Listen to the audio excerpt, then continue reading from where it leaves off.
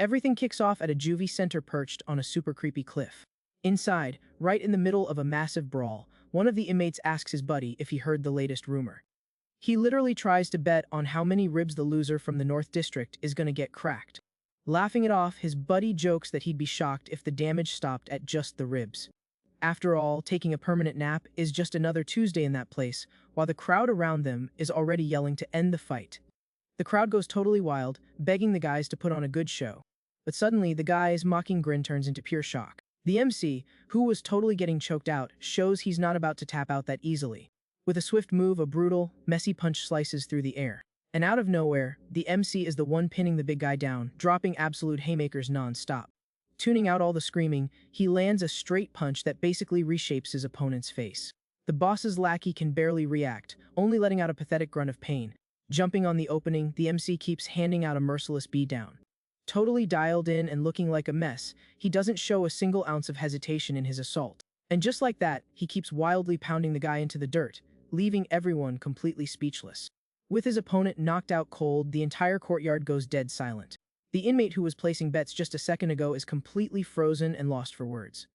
Nobody there can wrap their heads around the fact that he actually won that fight. The lackey is in such bad shape that someone whispers about how savage the whole thing was. Watching the crazy scene unfold, another guy points out that the winner doesn't even look human anymore. Stomping the guy without an ounce of pity, he gets compared to some creature straight out of the abyss.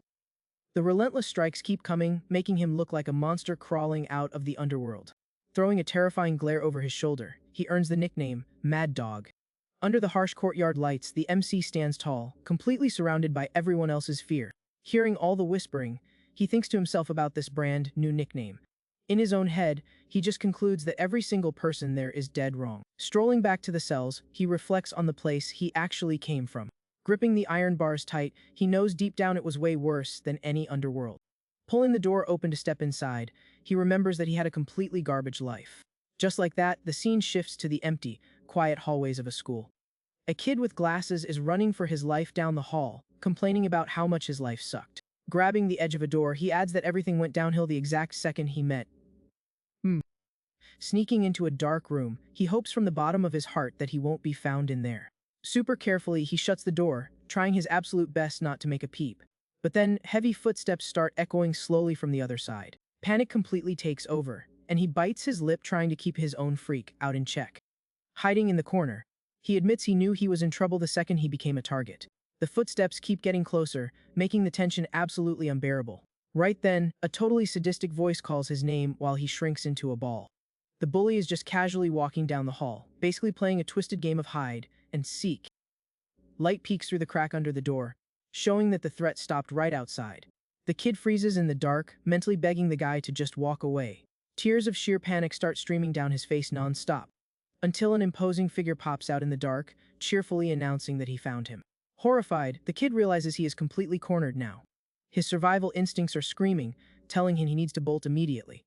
But the bully just flashes a sinister smile, casually mentioning there are way worse things in the world. Shaking like a leaf, the kid agrees there are things scarier than the underworld. Without even giving him a chance to block, the bully lands a vicious punch right on his face. Mocking him, he suggests the kid close his eyes so it won't hurt as much. Making a hand gesture, he promises he's going to hit the jackpot on the first try this time. Sprawled on the floor, the victim barely has the energy to react, just letting out a weak groan.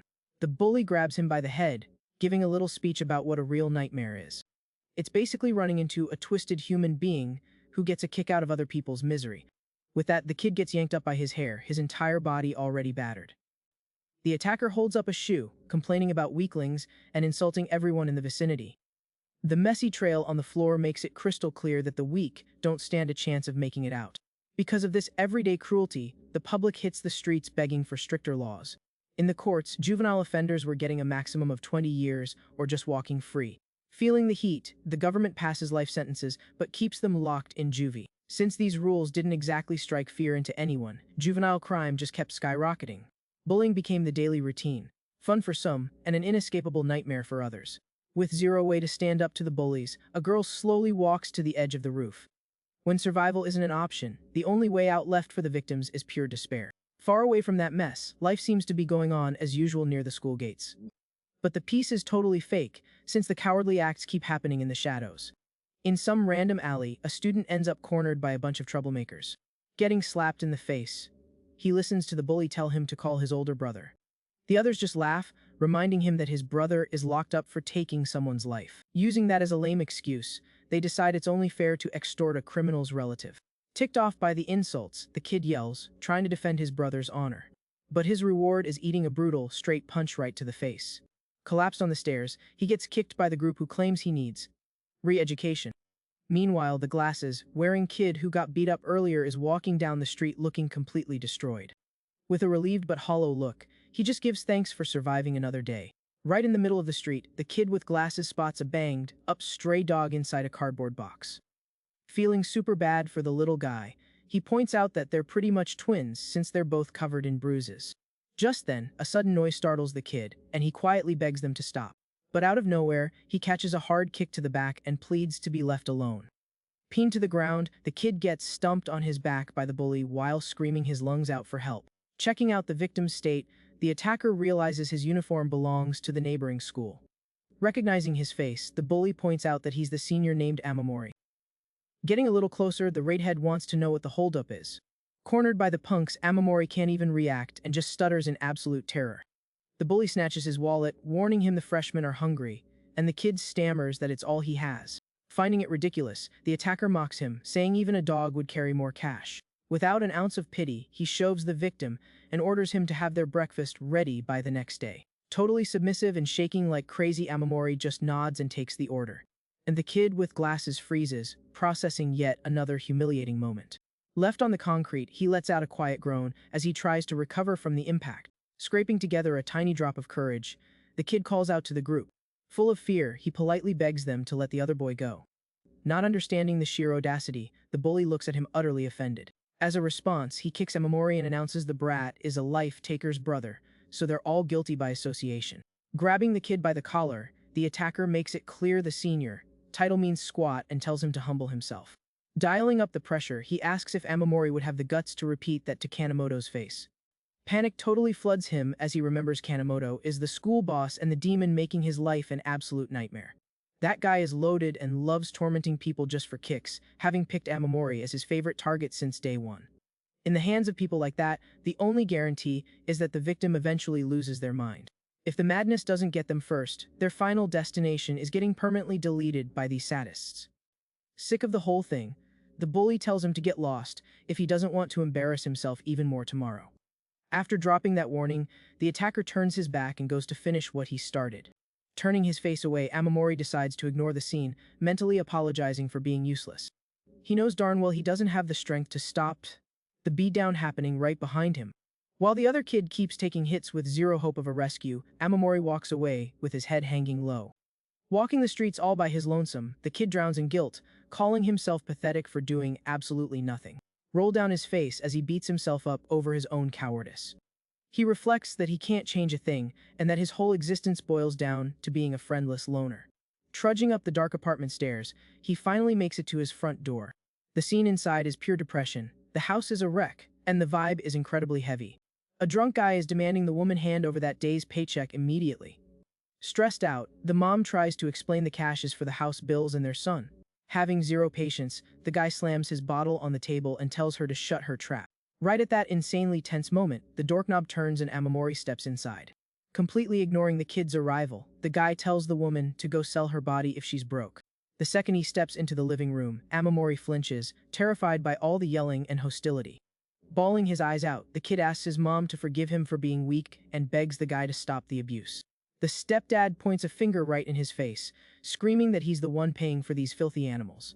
Hearing those words sends the kid into a panic spiral, bringing up his absolute worst mental traumas. The flashback yanks him straight back to school, where the bullies made him lick dirt off their shoes. In his memory, he's being humiliated and treated like a pet by guys who thought they owned the place. The bullies were always roasting him, joking that a dog's parents must be even bigger monsters. Snap back to reality, Amamori's face twists into pure fury as he forbids the guy from insulting his mom. Fueled by a sudden burst of bravery, the kid charges full speed at the attacker. He throws himself at the guy right before a glass bottle is about to smash into his mom. The stepdad's eyes pop wide open, completely blindsided by the cowardly kid's reaction. They crash into the furniture on impact, while the guy curses and tells him to get out of the way. Showing zero mercy, the attacker lands a brutal blow to Amamori's head, making a mess. Using his obvious size advantage, he violently hurls the kid onto the living room floor. The guy towers over him threateningly, asking if the little punk wants to get crushed right there. Left on the floor in serious pain, the kid curses his own lack of muscle. But his eyes lock onto something that got knocked under the furniture during the scuffle. With shaking hands, he tightly grips the handle of a knife that was tossed in the corner. Meanwhile, the attacker balls up his fist, getting ready to beat the woman cowering on the floor. Determined to stop a disaster, Amamori points the blade at the guy and tells him to freeze. The guy's face contorts with rage seeing the sheer audacity of this kid trying to threaten him. Panicking, the mom grabs her son's arm and begs him to chill out, swearing everything is fine. But Amamori doesn't back down an inch and firmly declares he's protecting his mom, no matter the cost. Thinking the whole thing is a massive joke, the guy just spits on the floor, in disgust.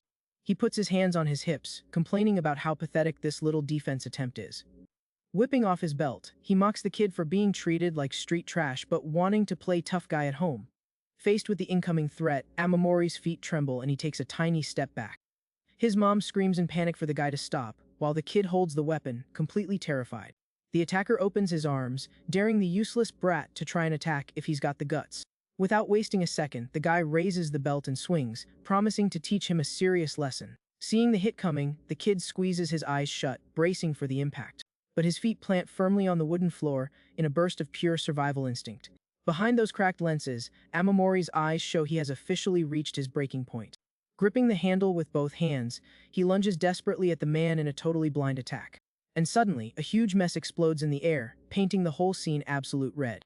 Outside, a heavy rain starts pouring down non-stop. Through the stained window, you can see the shadow of a serious scuffle going down inside. A lot of red stuff sprays through the air, staining their clothes. Because of that, the messy blade ends up dropping to the floor. Amamori falls back onto the floorboards, completely horrified by what he just did. In total shock, he stutters, not even understanding why that just happened. Seeing his mom groaning in pain in the middle of the mess, the kid screams for her. The stepdad clutches his wound, absolutely furious that this little punk had the nerve to stab him. Freaking out, the kid tries to explain himself, saying he just wanted to protect his mom. Beyond furious, the guy calls him a coward and dares him to try it again. Advancing on the kid, he challenges the brat to come at him. Just then, the attacker's hands violently grab the woman's clothes. Amori watches, paralyzed, as his mom tries to calm the guy down. Clinging to the stepdad's leg, she begs for forgiveness, swearing it was an accident. Full of hate, the guy demands she let go of him right that second. With zero pity, the man starts beating the woman, yelling that she's in his way. She takes brutal hits to the face while the kid screams her name. From the floor, Amamori reaches out, begging the attacker to stop. Hearing the kid's voice, the man stops the assault and glares right at him. Full of rage, he announces he's going to discipline this useless trash once and for all. Totally battered, the mom looks at her son and tells him to run for it. Fear completely freezes the kid, he can barely even swallow. With tears streaming down his face, he insists he can still protect her. But the woman insists he just get out of there and not worry about her. Right then, the attacker's heavy boot steps onto the floor near the empty bottles. Desperate, the mom screams with all her might for the kid to run away immediately. Seeing no other way out, Amamori scrapes together his strength and gets off the floor. Crying his eyes out, he bolts for the door, apologizing for leaving her behind. Furious that he's running away, the guy curses the brat out. Turning his back to the door, he points at the woman, blaming her for everything. Bleeding on the floor, the woman reaches out, calling her son's name. Blurry vision, she whispers one last time for him to keep running. Already out on the empty street, the kid wanders aimlessly through the storm. Eaten alive by guilt, he admits he ran away without doing a single thing for his own mom. He beats himself up for being so useless, but suddenly realizes it stopped raining right on top of him. Some people feel sorry for the completely soaked kid. Then he notices someone is shielding him with an umbrella right in the middle of the street. Dying of embarrassment, the kid tries to hide, asking them not to look at him. When he turns his head, he gets a little startled by who's standing there. A kind young woman hands him the umbrella so he won't get any wetter. Worried, she tells him to head straight home before he catches a cold. Completely blown away by her kindness, he grips the handle tight. Expecting absolutely nothing in return, the girl says bye and runs off down the sidewalk. Watching her disappear, he remembers his brother's advice about helping people in need. Holding the umbrella, the kid thinks about going back, but quickly realizes he doesn't have a home anymore. Out of nowhere, he feels something soft brushing against his pant leg. The kid's eyes go wide as he looks down. Standing right in the street, a stray dog is barking happily at him. Petting the dog's head, Amamori asks if it's the same pup from before. Feeling super sad, he apologizes for not having any food and explains he has nowhere to take him. The kid starts walking again, but the dog follows him, barking non-stop. Confused by how stubborn the dog is, he tells the little guy to slow down. The night stays heavy with intense rain pouring down over the city buildings. Jogging down the sidewalk, the two of them look for a safe spot to hide out. Reaching the stairs of a tunnel, the kid stops, exhausted, and just watches the animal. His face shows nothing but pure exhaustion and despair after everything that went down. Heading down the stairs, he follows the dog through that creepy corridor. Looking around, he realizes this is exactly where the little guy wanted to bring him. So, the borrowed umbrella gets left leaning against the concrete wall. Curled up in the dark corner, the kid accepts he's gonna have to spend the night there. Finally, the rain stops and the morning sun lights up the tunnel entrance. But the dog's frantic barking ends up breaking the silence of the place. A super familiar, highly mocking voice echoes, grabbing his attention. The sadist Kanemoto shows up with his arms around two girls, calling Amamori his bestie. Waking up startled on the cold floor, the kid asks what the heck he's doing there. One of the girls doubts they're actually friends, while the bully explains they live close by. Zero shame, he swears the two of them are basically inseparable. The attacker jokes that life would be a total bore without his personal punching bag. Sensing the danger, the dog steps in front of the kid, growling at the group. Ignoring the dog completely, Kanemoto glares at his victim and asks why he's so quiet. Giving the kid some humiliating little slaps on the cheek, he tells the useless brat to act like a dog and bark. Tasting the humiliation, Amori clenches his jaw, completely unable to fight back. Losing his patience, the sadist warns he's done playing games and tells him not to push it. Scraping together whatever little strength he has left, the kid tries to say something. But before he can even finish, the attacker violently yanks him by the hair. Annoyed by the delay, Kanemoto demands the useless kid bark right now, but then gets a real surprise. Moving lightning fast, the stray dog jumps and chomps down on the attacker's hand with everything it's got. Bleeding, the bully backs up, calling the animal a piece of trash while the girls freak out. Amamori is in total shock, realizing the little guy actually tried to protect him. Furious about his hand, the sadist glares at both of them and announces they just crossed the line. Wasting no time, he calls his own dog named Samaru and orders it to wreck the stray. A massive, terrifying pit bull charges forward, growling at the small animal trying to defend itself. Ready for the end, the fighting dog preps for a final strike. In a split second, the pit bull attacks without mercy, biting the stray with extreme violence. The little animal cries out in pain as it gets dragged and brutalized right in front of the kid. Finding the whole scene hilarious, the attacker just watches while the victim begs him to stop. Clasping his hands in sheer panic, Amamori cries, pleading with him to call it off. But Kanemoto grabs the kid from behind and forces him to watch the whole thing up close. The beatdown keeps going brutally as the villain reminds him that weaklings can't protect squat. Totally terrified, the kid screams that the little guy is going to end up kicking the bucket like that. Pleased with the cruelty, the attacker just clicks his tongue, making fun of the whole mess. Shoving Amamori's head down, he orders the useless kid to watch closely as the animal fades away. Crying hysterically, the kid gets threatened to never, ever dare defy him again in his life. Right then, the fighting dog tightens its bite, making a total mess everywhere. In the darkness of the assault, the small stray lets out one last whimper before it gives out. Witnessing the tragedy, Amamori lets out a gut-wrenching scream of pure despair and agony. With zero compassion, Kanemoto aggressively shoves the victim's head. The push sends the kid with glasses crashing to the ground, groaning in pain from the fall. Looking down at the aftermath, the sadist casually mentions the whole scene is pretty gross. Taking advantage of the submission, he delivers a cowardly kick to the kid lying on the floor. Mocking him, the bully tells him to eat the lifeless dog if he wants to be forgiven. Dialing up the pressure, he announces he'll count to 5, and the useless kid knows exactly what happens if he refuses. Fallen on his knees, Amamori regrets thinking that only his mom could protect him from the loneliness. Staring at the animal's body, he mentally asks why they keep taking everything from him while the countdown continues. The kid remembers that the little guy's protection gave him the courage and hope that he could protect someone too. Consumed by sadness, he realizes he failed to do anything and is completely alone as the attacker hits 3. In tears, the victim wonders if he doesn't even deserve to be loved, and if his destiny is just to lose it all. Finally boils over, and he slams his fist hard against the concrete floor. Noticing the sudden movement, the bully stops counting and stares at the kid. Slowly, Amamori stands up, making the villain curious about what he's planning to do. Annoyed by the rebellion, Kanemoto asks if the useless trash actually has the nerve to challenge him. Stepping closer, he warns that if the kid lays a single finger on him, he's going straight to juvie. The attacker mentions that the kid's brother said Juvie is awesome, but a coward like him would perish in no time. Squeezing the victim's face, he swears he's going to hunt him until the very end, and ending it all won't solve a thing. To make the mental torture even worse, he reveals that his friends are about to sell the kid's mom to a nightclub. He keeps up the mockery, guessing she might even have new kids to visit his useless grave someday. Pushing the limits, the bully says only a dog gives birth to another dog, completely disrespecting the woman. Finding his own jokes hilarious, Kanemoto bursts into a hysterical, creepy laugh. Getting right in his face, he claims the kid shakes with fear every time he hears his name. But fueled by absolute hatred and crying his eyes out, Amamori reveals that things just changed. In a blind rage, he delivers a vicious headbutt to the attacker's face, screaming that he's shaking because he's so mad. Taking advantage of the shock, the kid bites the villain's face, announcing that there are lines you just don't cross. Startled by the pain, the sadist shoves him away, outraged that he took a hit from this trash. Giving him zero time to recover, Amamori lunges again, swearing to end all of this right now. Like a wild animal, he sinks his teeth into the bully's face with everything he's got. The sound of tearing echoes as the kid rips a chunk out of the attacker with zero mercy. With his face completely wrecked, Kanemoto lets out a terrifying scream of pain and agony.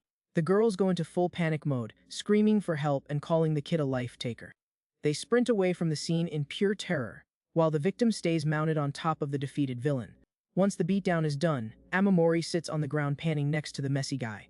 With broken glasses and covered in bruises, he just takes a deep breath, trying to process it all. Time skips forward, and the scene shifts to the imposing family court building.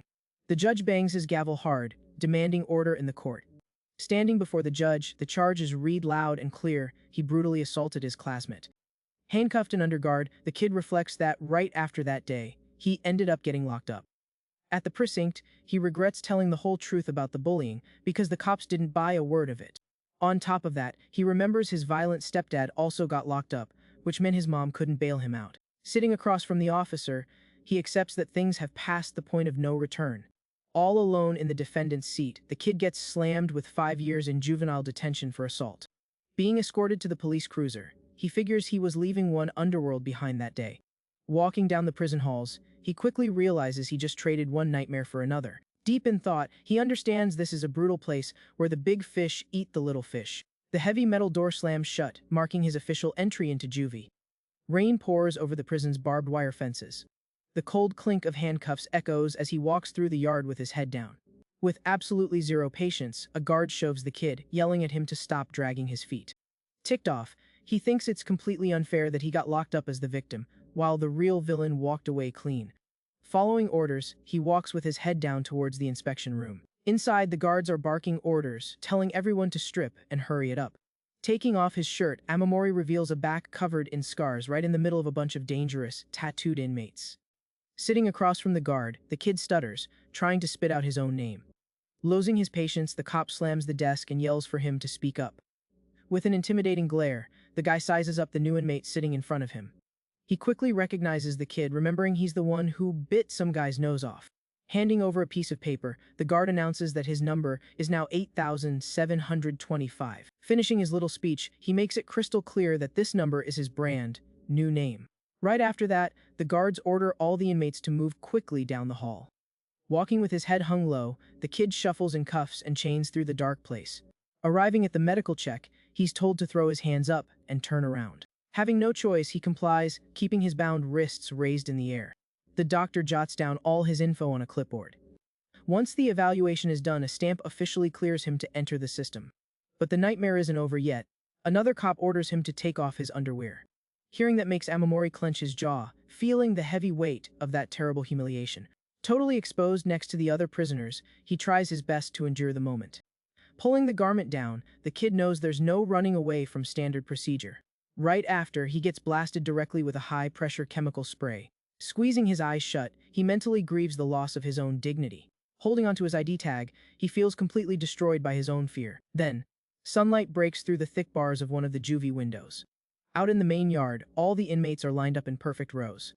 One of the guards announces the warden is coming and tells everyone to stand up straight. Walking in totally calm, the guy in the suit approaches, clearing his throat. With a polite smile, the warden tells them to have a seat, claiming the place isn't actually that strict. He even throws in a joke about there being no girls around, but says his door is always open. Listening to the speech, Amamori starts thinking maybe this place isn't so bad after all. The warden wraps up by asking them to work hard on their education so they can go back to society. As soon as the meeting wraps, a cop calls the kid over to follow him. Over in the cell block, the other inmates are already celebrating the arrival of fresh meat. Laughing at the scene, one of the inmates tells his buddy not to be so eager. Gripping the bars, the guys taunt the rookie, calling him a brand new punching bag. Holding onto his stuff, the kid keeps walking, absolutely terrified. Giving a wick side eye, the guard flashes a really messed up smile at the victim. Being a total cynic, he announces he prepared a very special cell just for the brat. Stopping right in the middle of the dark hallway, they finally reach the horrible destination. The cop points at the bars, telling him this is his new home. With the door locking shut behind him, the guard tells him to enjoy his stay. Left alone inside, the kid stares down the group of thugs running the space. Sitting there looking way too comfortable, one of the guys demands to know the newbie's name. All other prisoners start whispering Amamori. Non-stop. Suddenly, a vicious slap hits the kid's face with everything the guy's got. The attacker yells that he doesn't care about names, demanding to hear his freaking number. Bleeding from the corner of his mouth, he stutters out, Heat 1725. Smiling like a maniac, the cell leader declares it's time for the initiation ritual. A completely panicked, Amamori shrinks back when the group closes in on him. Without warning, a bowl full of food gets dumped right on the rookie's head. Fallen on the filthy floor, he gets a strict order to never forget this moment. The cell leader stands up and announces that the kid is basically his dog now. Trying not to make things worse, Amamori clenches his jaw, just focusing on taking it. But one of the lackeys notices him hesitating and aggressively asks what his problem is. Yanking the kid by his clothes, the thug decides the welcome beating was good enough. Grabbing his hair, the lackey warns him he's going to teach him how things work around there. He explains that the newbie is absolute trash in the hierarchy and owes respect to everyone else. The leader tells him to hand over his own supplies so they can be redistributed among the cell. Scraping his food off the floor, the kid listens to the warning to never defy a superior. With a bizarre grin, the guy guarantees the consequences would be incredibly ugly. Then, the boss stands up holding a baseball bat and announces he needs to take a leak. Getting shoved by another inmate, the kid has no clue what they want from him. The guy explains they use the sink to save toilet flushes, but it's way too high up. Being used as a literal human step stool, Amamori bears the weight of the boss standing on his back. Relieved, the cell leader uses the sink casually while stepping all over the rookie's body. Shaking with despair and embarrassment, the kid cries, enduring yet another humiliating moment. The smell and the disgusting situation almost make him throw up right on the spot. Out of nowhere, a brutal kick connects with the boss's back, slamming him right into the sink. Furious about the surprise attack, the leader gets up screaming that he's going to end that jerk. The cell explodes into chaos, and Amamori realizes this place is actually worse than the underworld. Seeing a bat swinging his way, he closes his eyes and mentally begs his mom for forgiveness. But before the hit connects, a foot steps in the way, and a voice tells them to hold up. The attacker stops, totally offended that someone is defending this trash newbie. With a chill smile, the guy with glasses asks them to just leave the kid alone this time. Super ticked off, the other thug yells that this is none of his business. Keeping a totally calm vibe, the guy asks for patience, trying to defuse the bomb. He argues that the higher-ups must have a solid reason for tossing the rookie in there. Hearing that the MC permanently sleeping would cause issues, the leader seems to second-guess himself. Turning his back to the group, the attacker backs off and admits the guy makes a fair point. Annoyed by the newbie's sheer nerve, the blonde attacker curses, complaining the brat has a sharp tongue. After that, he backs down and says he'll leave it into Mia's hands, but if things go south, it's on both of them.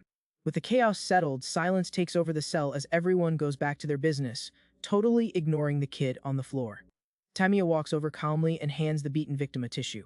Without showing much emotion, he tells Amamori to use it to wipe the mess off his face. Confused and bruised, the kid wonders why he got help and is told he better remember this moment. The guy with glasses warns him that no matter what goes down in there, he has to endure it unless he wants to end up in a body bag. Amamori stammers that he can't do it, but Tamiya promises to help if he actually wants to survive. To explain how this place runs, the guy lists off Juvie's super strict daily schedule. He details how cleaning duties are split among the different groups during the day. Right then, the heavy sound of locks popping echoes down the block's hallway. A guard slides the bars open, announcing the start of free time and warning everyone to keep it cool. Instantly, the inmates bolt out of the cell to make the most of their break. Out in the hall, some guys are wondering if it's going to happen again while Tamiya suggests they go watch. Right after, he calls the confused newbie to tag along and pay very close attention. Outside, the true nature of Juvie hides some seriously dark and violent secrets. Walking through the yard, Tamiya claims it's time to show him the harsh reality of this place. They walk up to the fence where a hyped-up crowd is gathering for the main event of the day. In the center of the ring, a tattooed inmate calls out Hong Song, promising to crush him for good. The dark harem just flashes a smirk and lets out a scoff of pure disrespect. Having zero patience for trash talk, he tells the big guy to shut it and just bring it on. In the blink of an eye, Hong Song lands a straight punch that sends the guy's red stuff flying everywhere. Following up the stun, he chains it into a savage flying knee right to the dude's face. The crowd by the fence loses their minds, screaming for him to finish the fight with zero mercy. Stunned by the extreme violence, Amamori tries to wrap his head around the insane scene in front of him. The other inmates explain this is just a normal brawl, leaving the kid outraged that no one is stepping in. Right then, they point out the guards casually smoking, not giving a single crap about the one-sided beatdown. Tamiya explains that while it looks like a regular prison on the surface, the gears turning in here are totally different. He says the facility is split into 4 distinct territories that share almost everything. And right in the middle of this absolute chaos, fists make the rules, while the beatdown keeps going non-stop. Unable to process all this info, Amamori asks what the heck he means by that.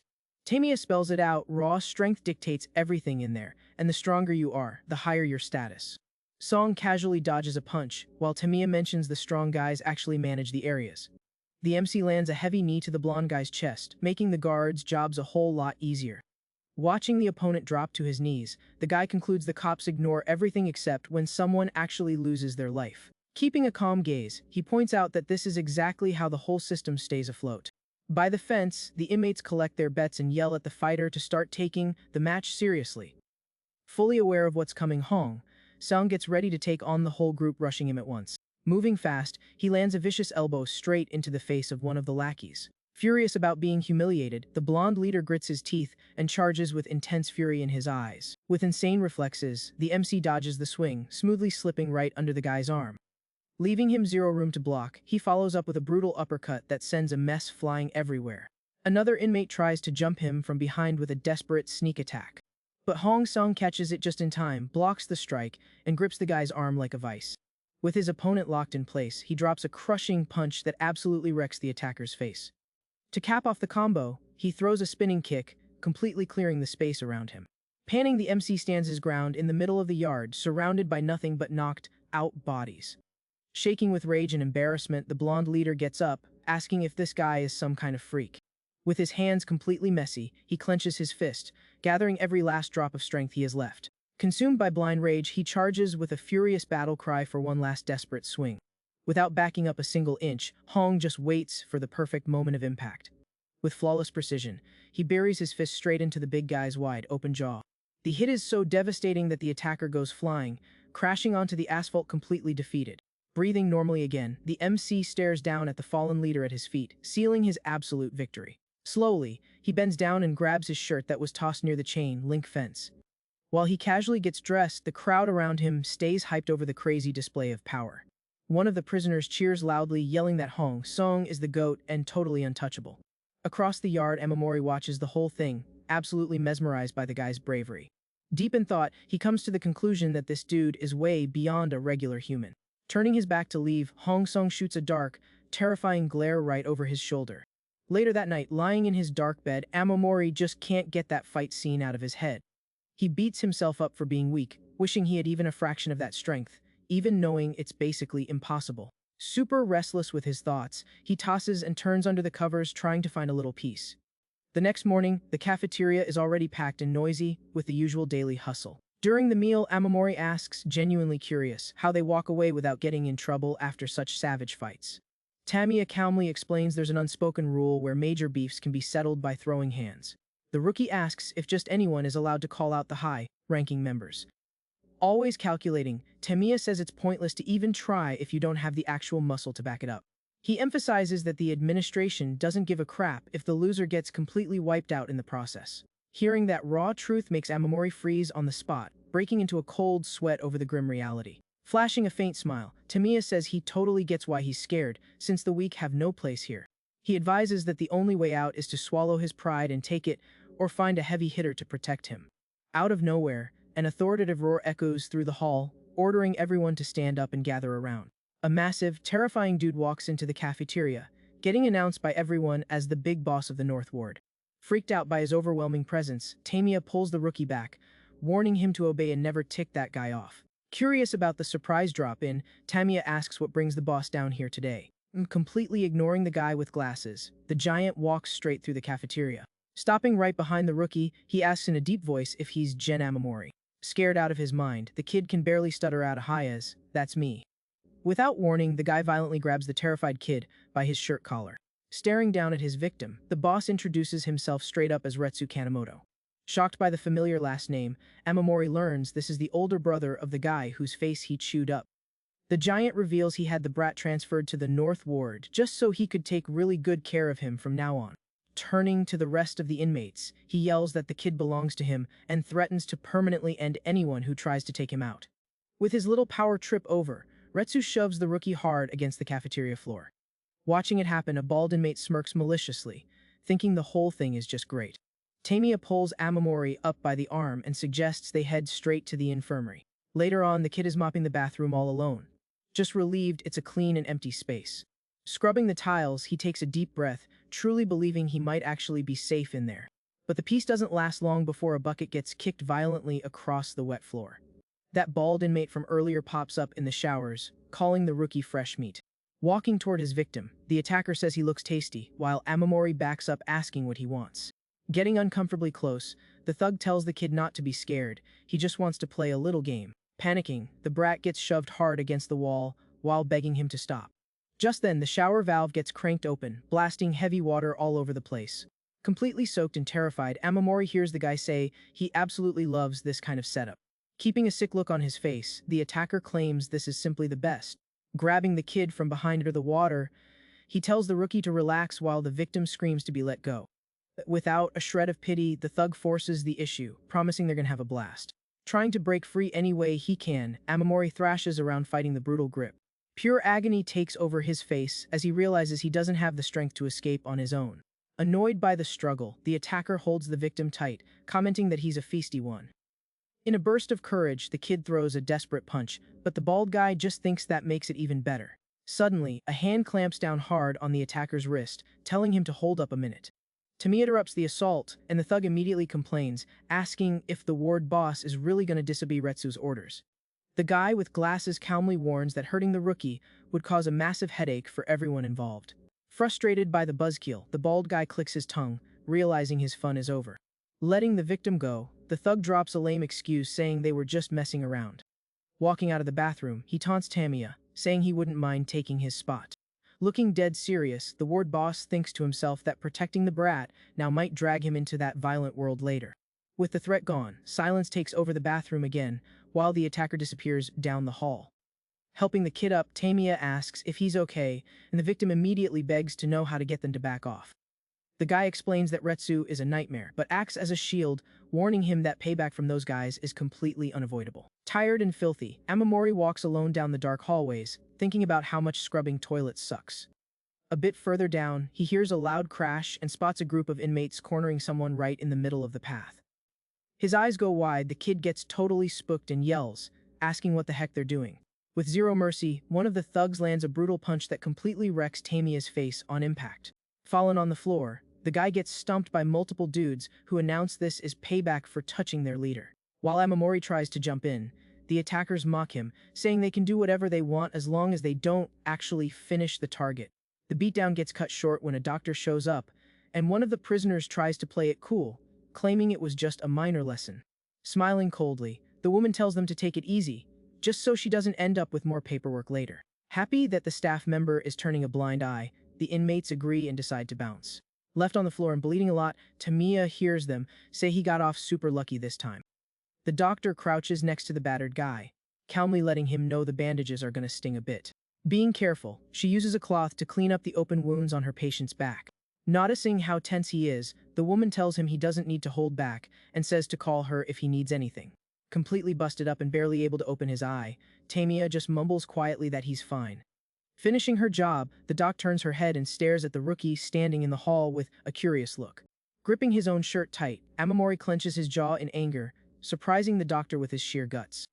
Back in the cell that night, the kid sits there feeling anxious, muttering that Masaki went to clean the bathroom and still hasn't come back. A panic hits him hard when he remembers the sick faces of that gang that jumped him earlier. Freaking out, he runs to the cell bars, shaking the metal like crazy while screaming for a guard. The racket annoys one of the sleeping inmates, making the guy get up furious about all the yelling. Ignoring the danger, Amamori keeps pounding on the door, begging for help in the middle of the night. Having absolutely zero patience, the cellmate stumps over, telling the brat to shut it and asking what time he thinks it is. Spooked by the guy getting in his face, the rookie tries to explain himself, calling him boss with way too much respect. Getting grabbed by his shirt, the kid explains his friend is missing, but the thug couldn't care less about his story. Without giving him any space, the attacker throws a straight punch to his face, letting him know the guards would do the search on their own.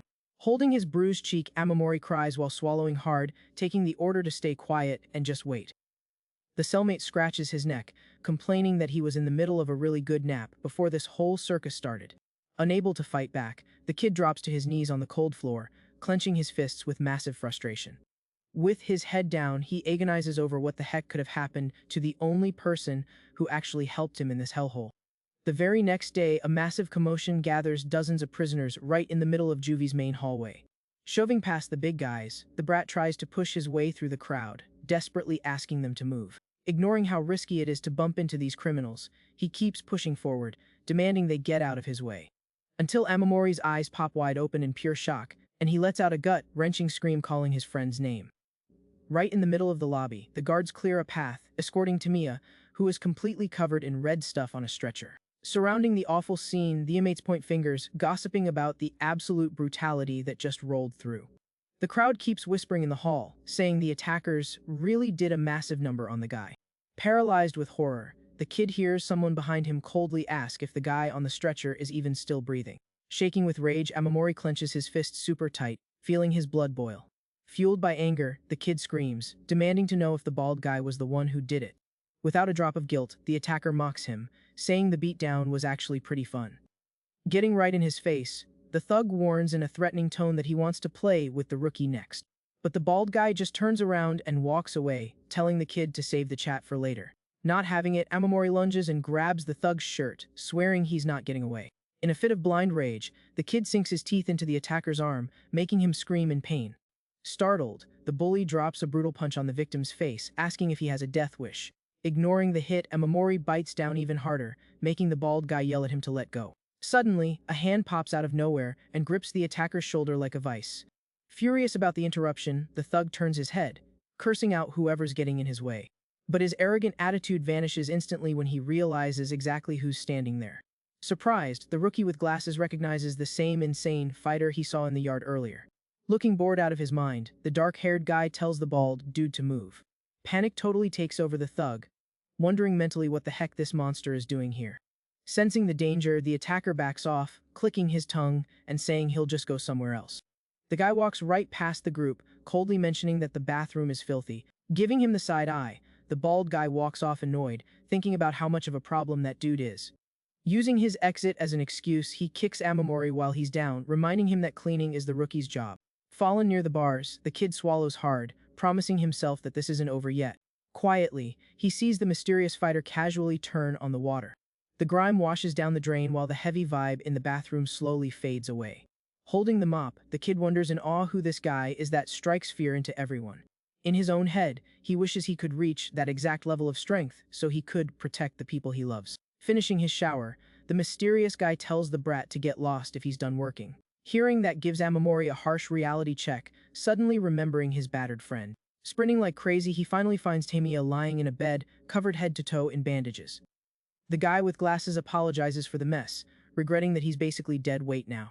Sitting with his head down, the kid ignores the apology, just wondering how he can possibly get stronger. Right then, the patient opens his mouth slightly, surprised by a tiny detail he noticed on his friend. Trying to lighten the mood, Tamiya promises he got good treatment and apologizes for taking up a bed. With tears rolling down his cheeks, the rookie breaks down, insisting the whole thing is entirely his fault. Reaching out a bruised hand, his friend tells him not to cry, saying the only thing that matters is that he's safe. Eaten up by sadness, Amamori sobs, asking why he would risk his own life like that. Totally exhausted, the patient just turns his head, staring at the ceiling in complete silence.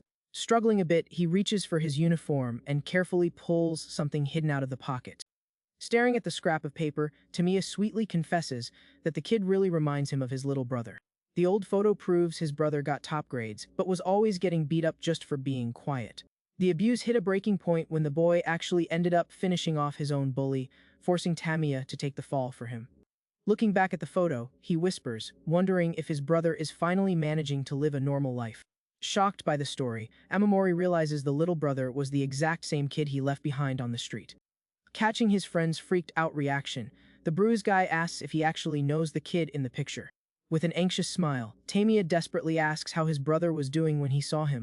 Sweating bullets, the brat lies straight to his face, swearing he looks super happy playing with his friends.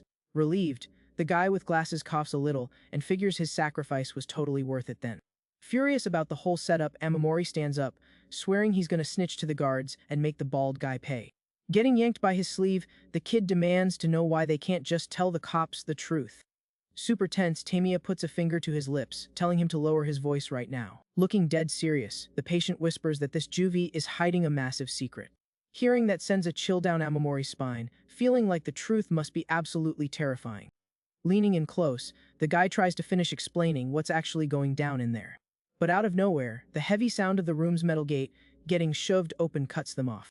Startled, both of them look toward the door when they hear Tamiya's name being called. Smiling like a creep, one of the bald guy's lackeys asks if they didn't play until the very end. Ticked off by the cowardly taunt, Amamori steps up, yelling at the guy who walked in. Before he can do something stupid, the rookie feels his friend yank his clothes, shaking with rage. Glaring at the lackey, Tamiya tells him to watch his mouth, saying the boss wouldn't like that attitude. Not caring at all, the attacker mocks him, asking if he'd have the guts to say that to the bald guy's face. Turning his back, the thug walks away down the hall, announcing his break time just started. Absolutely outraged, the brat asks how his friend can just swallow that disrespect without doing a thing. Looking totally defeated, Tamiya explains that in this awful place, you have to hide who you really are. Faking a bitter smile, he advises the rookie to use every dirty trick in the book just to survive. Super confused, the kid asks if acting like that has something to do with this big mystery secret. Shutting the conversation down, the patient says good night and mentions they'll both head to the infirmary tomorrow.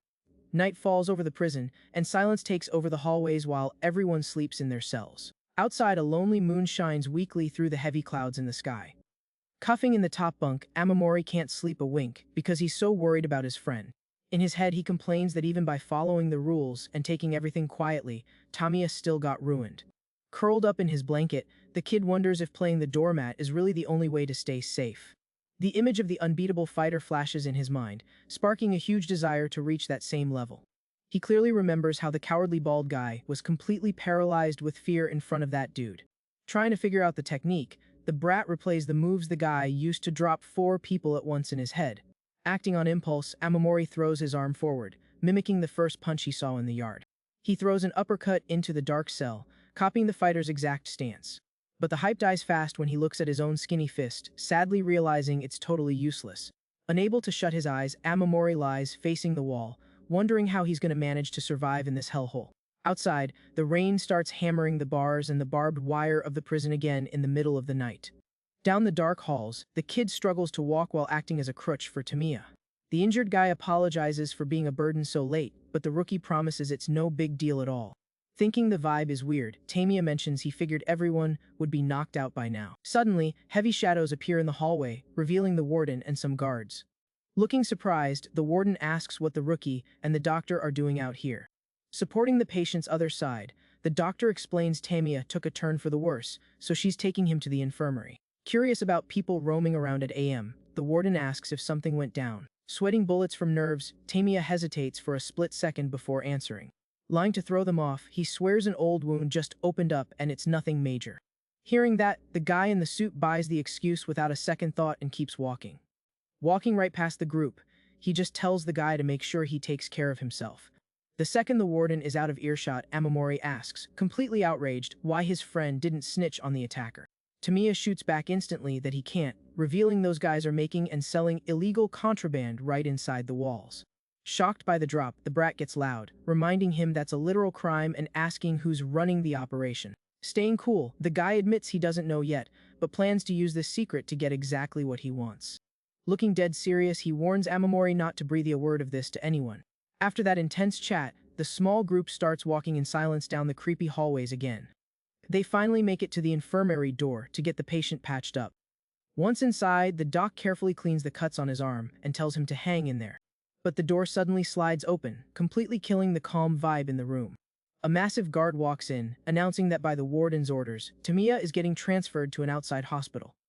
Caught off guard, the patient rejects the offer on the spot. The guard pushes it, saying the outside facilities are way better, while the doctor steps in, taking full responsibility for his case. Glaring at the woman, the cop threatens her job if she keeps getting in their way.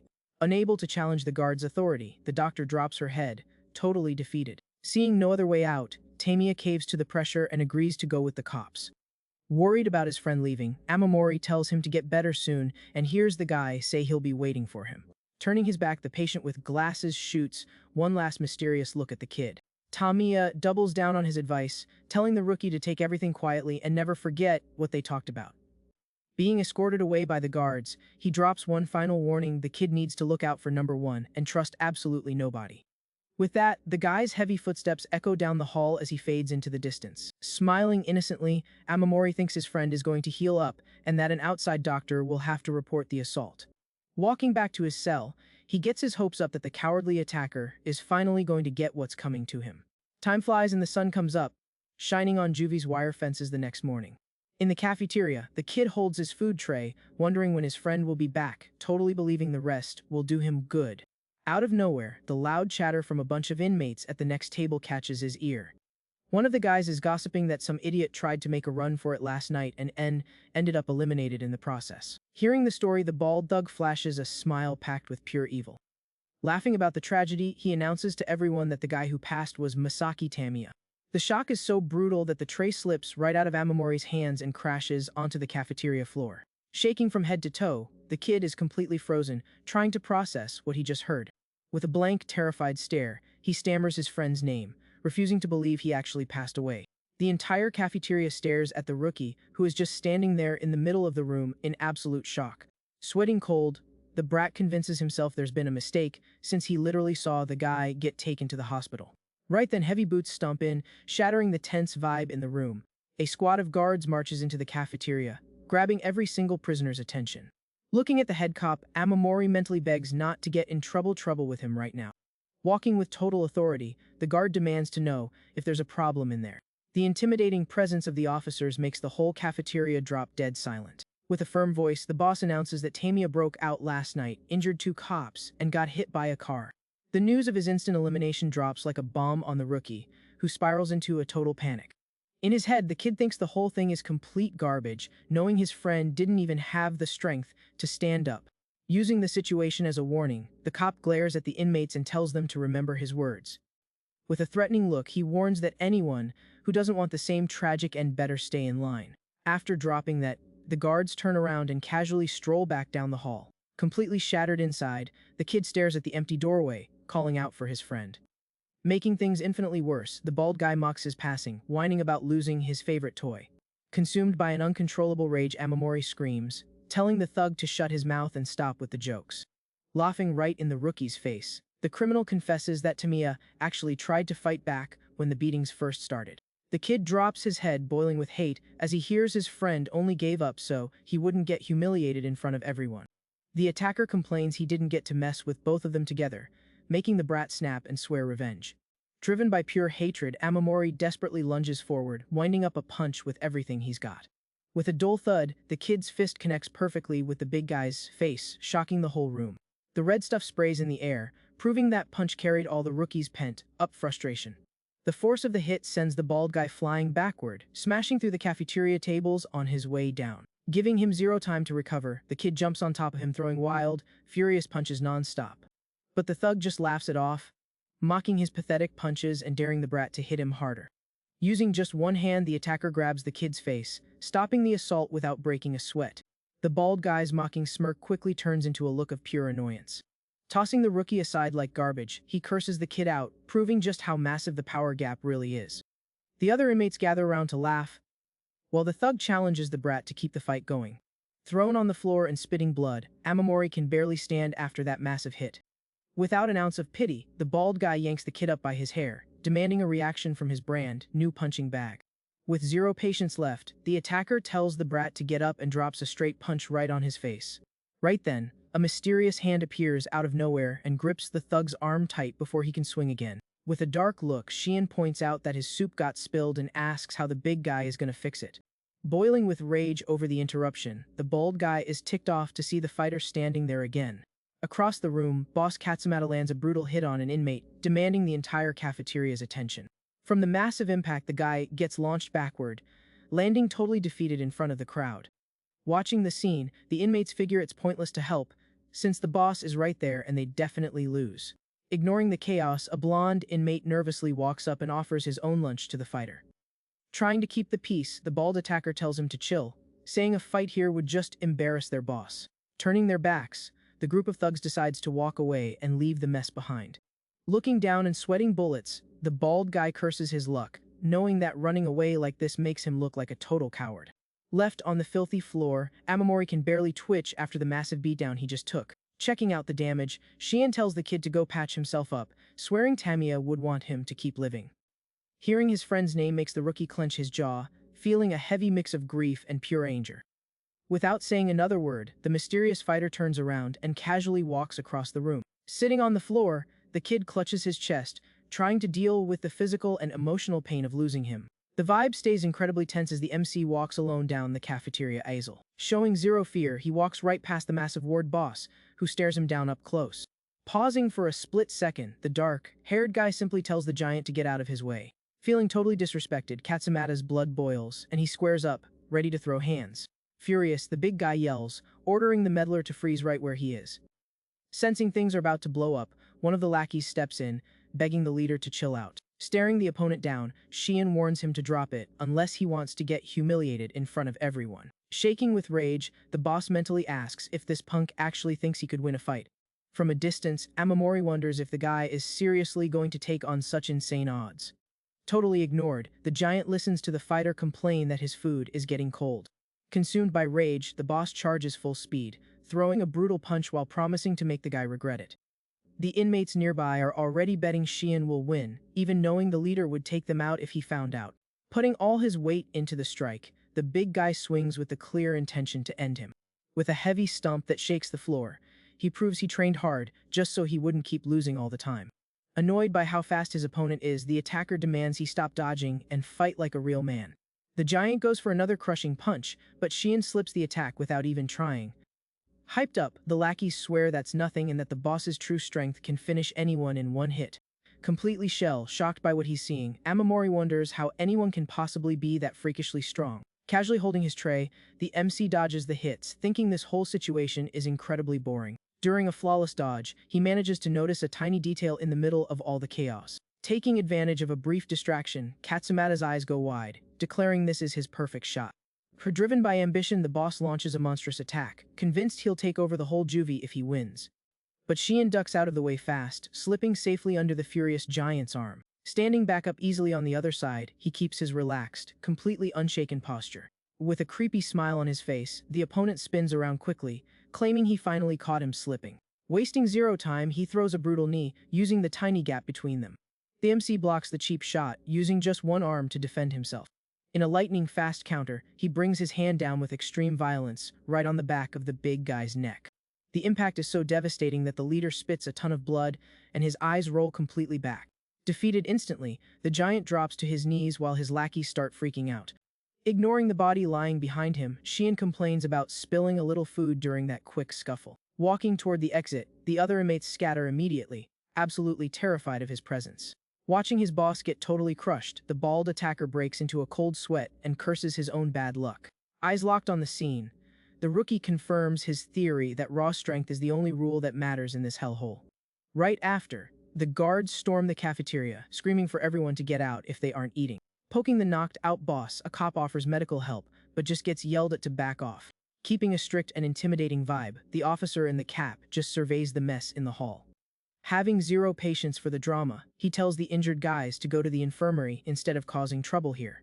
Scraping together whatever dignity he has left, the big guy stands up, shaking and barely able to stay on his feet. Walking past Amamori, the bald guy drops a dark threat, telling the kid to just wait his turn.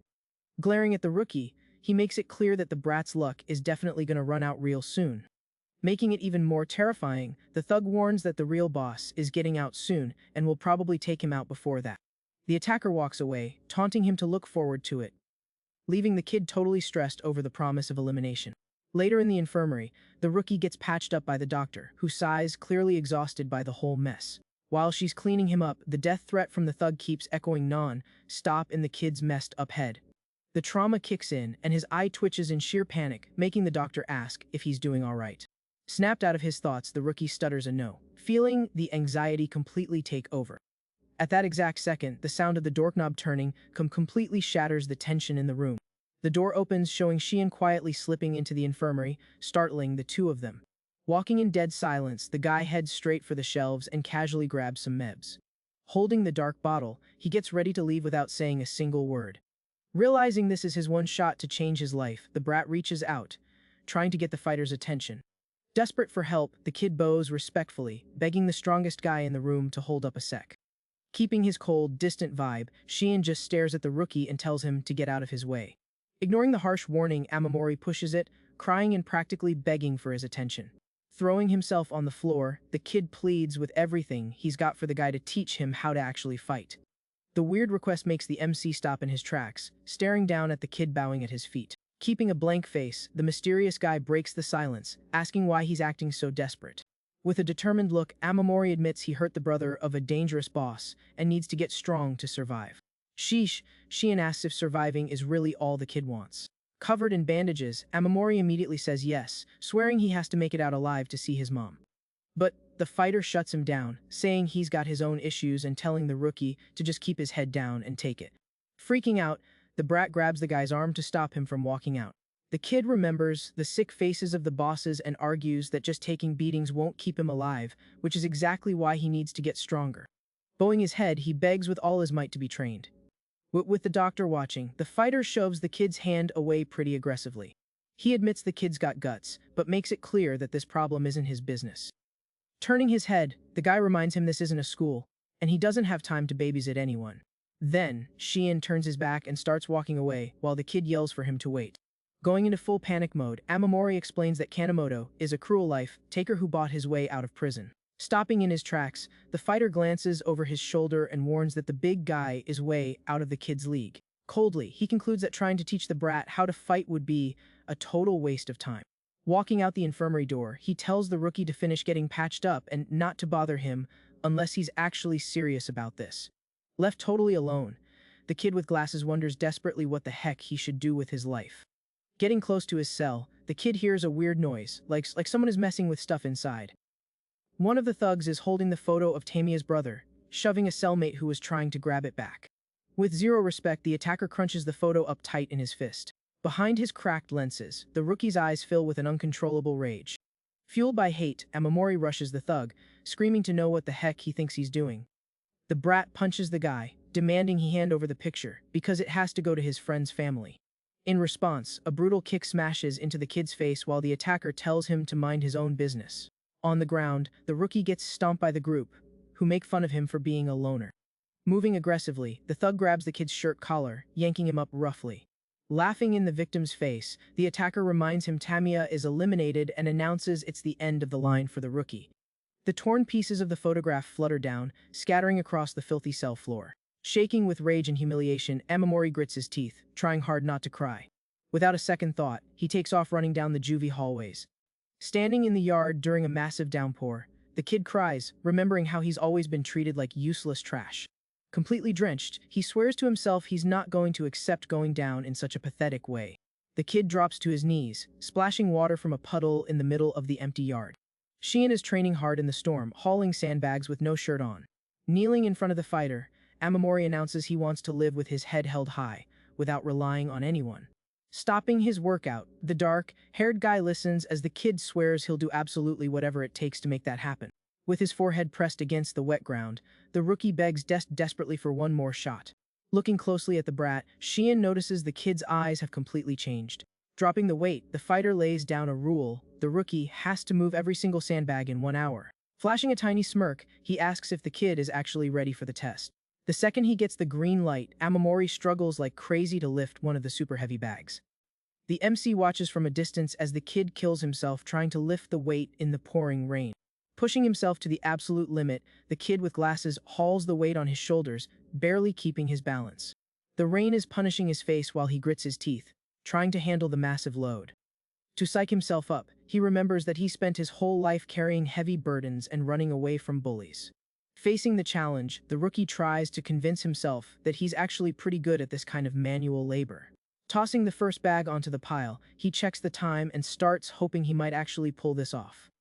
Watching with his arms crossed, Sheehan is actually surprised by what the kid can do and hopes he doesn't let him down. Staying dry out of the rain, a few inmates think the whole scene is weird and decide to just ignore the crazy rookie.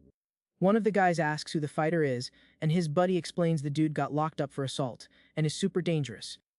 Walking through the yard, they change the subject, complaining about how long it takes to get visits approved. His buddy agrees, super frustrated, pointing out that talking time is always way too short anyway. The scene shifts to a dark, completely empty hallway inside juvie. An old sign on the door shows that it's the prison's visitation room.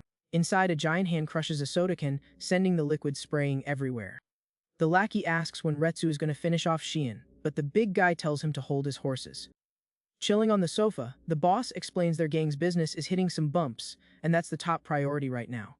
Ticked off, the thug slams the table, demanding to know if that's more important than his own brother getting his face ruined.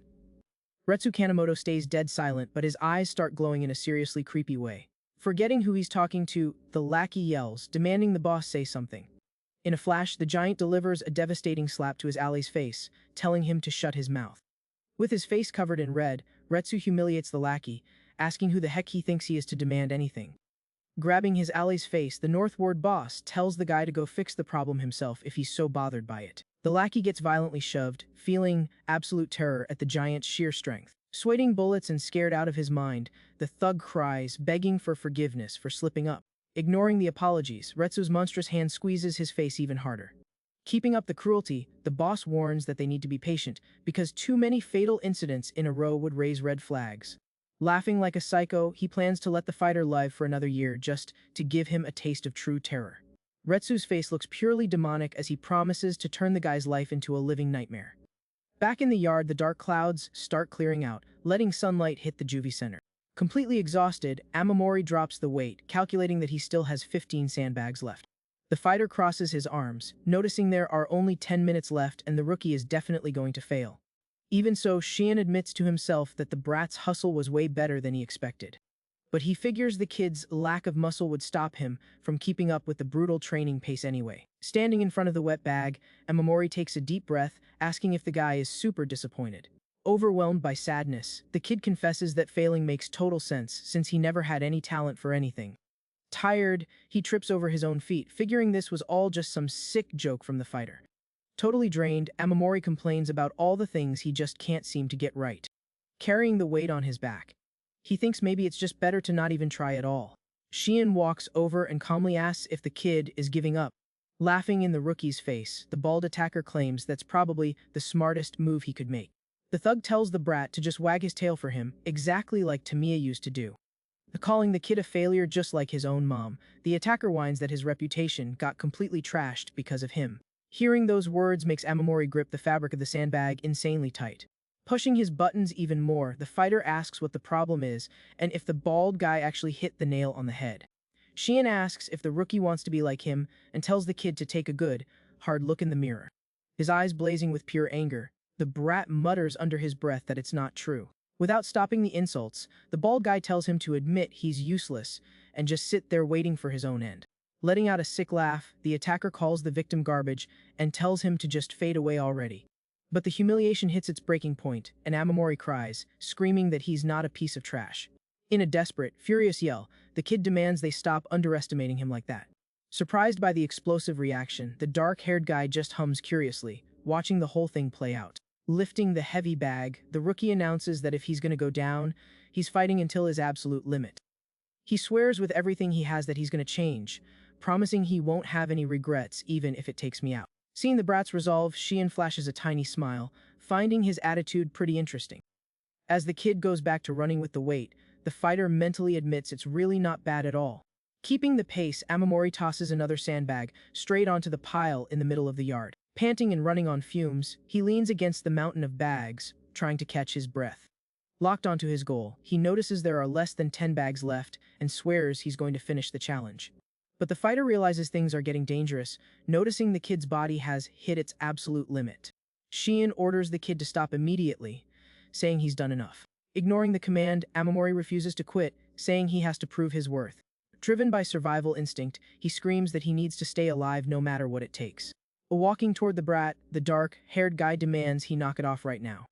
Seeing how bad the kid looks, Shein warns him he's going to end up losing your life if he keeps pushing this hard. Realizing the kid isn't listening to a word he says, the fighter figures he'll have to stop him by force. Stumbling around non-stop, the rookie just mumbles that he needs to hold on a little longer. Looking at the ground, the breathless kid calculates he only has to move the last 3 bags. With a relieved, almost crazy smile, he convinces himself he can actually finish it. Suddenly, Shein lands a brutal punch right in the rookie's gut, stopping him dead in his tracks. The sudden hit knocks the wind right out of him, leaving the brat in total shock from the attack. Blaming his own weakness, the kid drops to his knees on the wet asphalt, asking why he did that. With the scene shifting to the bedroom, the fighter stares out the barred window and says, "He'll help." Standing right behind him, Amamori doubles down on his desperate need to stay alive. In a show of extreme respect, the rookie begs one more time to be trained. Keeping a strict vibe, Shein tells him not to be all talk and warns him not to tick him off. Glaring at the kid with glasses, the guy demands he prove through his actions that he's actually made up his mind. That demand brings up the horrible memory of his mom getting beaten and the fierce urge to protect her. After dropping that dark warning, the dark-haired fighter bluntly asks if he got the message. Full of resolve, Amamori yells out "Awise," officially kicking off their special training. Far from there, the doctor fixes someone's posture, complaining that their hands are too far apart. Correcting the stubborn patient, the doc mentions he's a lone wolf exactly because of that attitude. Lying on the floor, Amamori is going through pure torture trying to finish his heavy set of workouts. Right then, a clean set of clothes gets tossed directly onto the exhausted rookie's head. Putting on the oversized shirt, the kid thinks it's weird, but the trainer tells him to wear it when heading back to his cell. Pacing the room, Shein explains the brat is drawing too much attention and needs to hide his physical gains. The fighter warns that if anyone finds out about the training, his enemies will crush him before he can even fight back. Wiping his sweat, Amamori nods while the guy says he's going to explain how power works in juvie. Stating that this is key to survival, Shein listens to the kid ask if all the leaders are just like Kanemoto. Staying chill, the MC replies that the big guy is the only one totally obsessed with power. Super confused, the kid with glasses asks how the other guys managed to become leaders then. Flashing a mocking smile, the fighter asks if the kid seriously thinks raw muscle controls everything. He explains that being smart is crucial, revealing the bosses have a monthly sit-down backed by the guards. Pointing to the interview room door, he explains they use that spot so nothing leaks out. Flanked by their best lackeys, the leaders walk into the room ready for anything in case a fight breaks out. Gathered around a big round table, the absolute worst criminals in the place meet up for their monthly check-in. In the middle of the tense silence, one of the leaders impatiently taps his fingers on the wood. Breaking the ice, the southward leader suggests they just chat normally like they always do. Looking right at the big guy from the north, he says Kanemoto can't just sit there quietly after what went down. Furious about being called out, the giant snaps back that it's nobody's business but his own. With a cynical smirk, the pink-haired guy mocks him, saying Retsu should get neutered if he can't control himself. Keeping the insults coming, the South leader points out the giant's top lackey can't even fight properly anymore. Laughing to humiliate him, he claims his rival is going to end up totally alone, and that it's going to be pathetic. Fueled by absolute hate, Kanemoto slams the table, daring the punk to say it again, while the West leader tells them to chill. Amused by the drama, the West boss mentions that all the investigations have pushed the big guy right to the edge. Resting his chin on his hand, the pink-haired leader points out that Tamiya used to protect Amamori, guessing Retsu wants the rookie gone. Looking away, he wonders out loud if the bald attacker actually went rogue, since he doesn't know when to quit. Bursting into a sadistic laugh, the instigator claims the lackey is a bit slow in the head, just like his master. That direct insult is the final straw, causing Retsu's massive hand to grab a glass bottle violently. Boiling with blind rage, the giant asks threateningly if the punk really wants to see things get really messy. Instead of backing down, the South leader shoots him a psycho glare, happily accepting the invitation to brawl. Without hesitating for a second, Kanemoto smashes the bottle right into his rival's face, screaming that nobody can beat him. Trying to stop a disaster, one of the lackeys warns that they're dead meat if the warden finds out about this mess. Hearing the warning, the leader named Kuriaha finally stops the attack, announcing they've done enough. Watching it all from a distance, another guy lights a cigarette and calls the whole scene pathetic. That's Koichi Naruse, the highly dangerous leader of the East District. Having zero patience, the rookie lunges and grabs Kanemoto violently by his shirt. Using a ton of force, he throws the giant against the wall, shutting the fight down instantly. Relieved, the lackey thanks Naruse, saying he's the only one who can keep those two brutes in check. Staring down the bruised giant, the East leader demands they get the meeting started already. The South District leader just watches the whole thing with a highly calculating look. Sitting down, Naruse demands they keep a close eye on Nagao and Amamori to stop any more drama. With a threatening tone, he warns the big guy not to even think about eliminating the rookie with glasses. Right then, the South leader taunts Korea, saying he gets why he's mad about his brother, but it's better to avoid a mess. Consumed by hate, Korea stays completely quiet, feeling his blood boil. The East leader speaks up again, warning he won't forgive anyone who drags his district into this dumpster fire. Finding it funny, the South leader throws his hands up, sarcastically saying he doesn't care if Kanemoto looks after his own pet. The tension stays thick in the room while Korea keeps his mouth shut. Jumping on the chance, the South leader quickly decides his silence means he agrees. Clapping his hands, he sarcastically declares the meeting is officially over. With that, the bosses start filing out of the room, leaving a ton of rivalry hanging in the air. Eaten up by fury, Kanemoto squeezes a glass cup until it shatters right in his hand. The pure hatred is obvious on the giant's face as he grinds his teeth hard. Walking up to the table, his right-hand man, Ishida, gets the boss's attention. The lackey questions how the meeting ended, reminding him they were supposed to talk about Tamiya. Flashing a creepy smile, the giant ignores the topic, focusing only on the order not to finish off the brat. He thinks that rule is super annoying and confidently states that nobody there has the power to stop him. Now alone in the room, Kanemoto tells him to spread the word that he can torment Amamori all he wants, as long as he keeps breathing.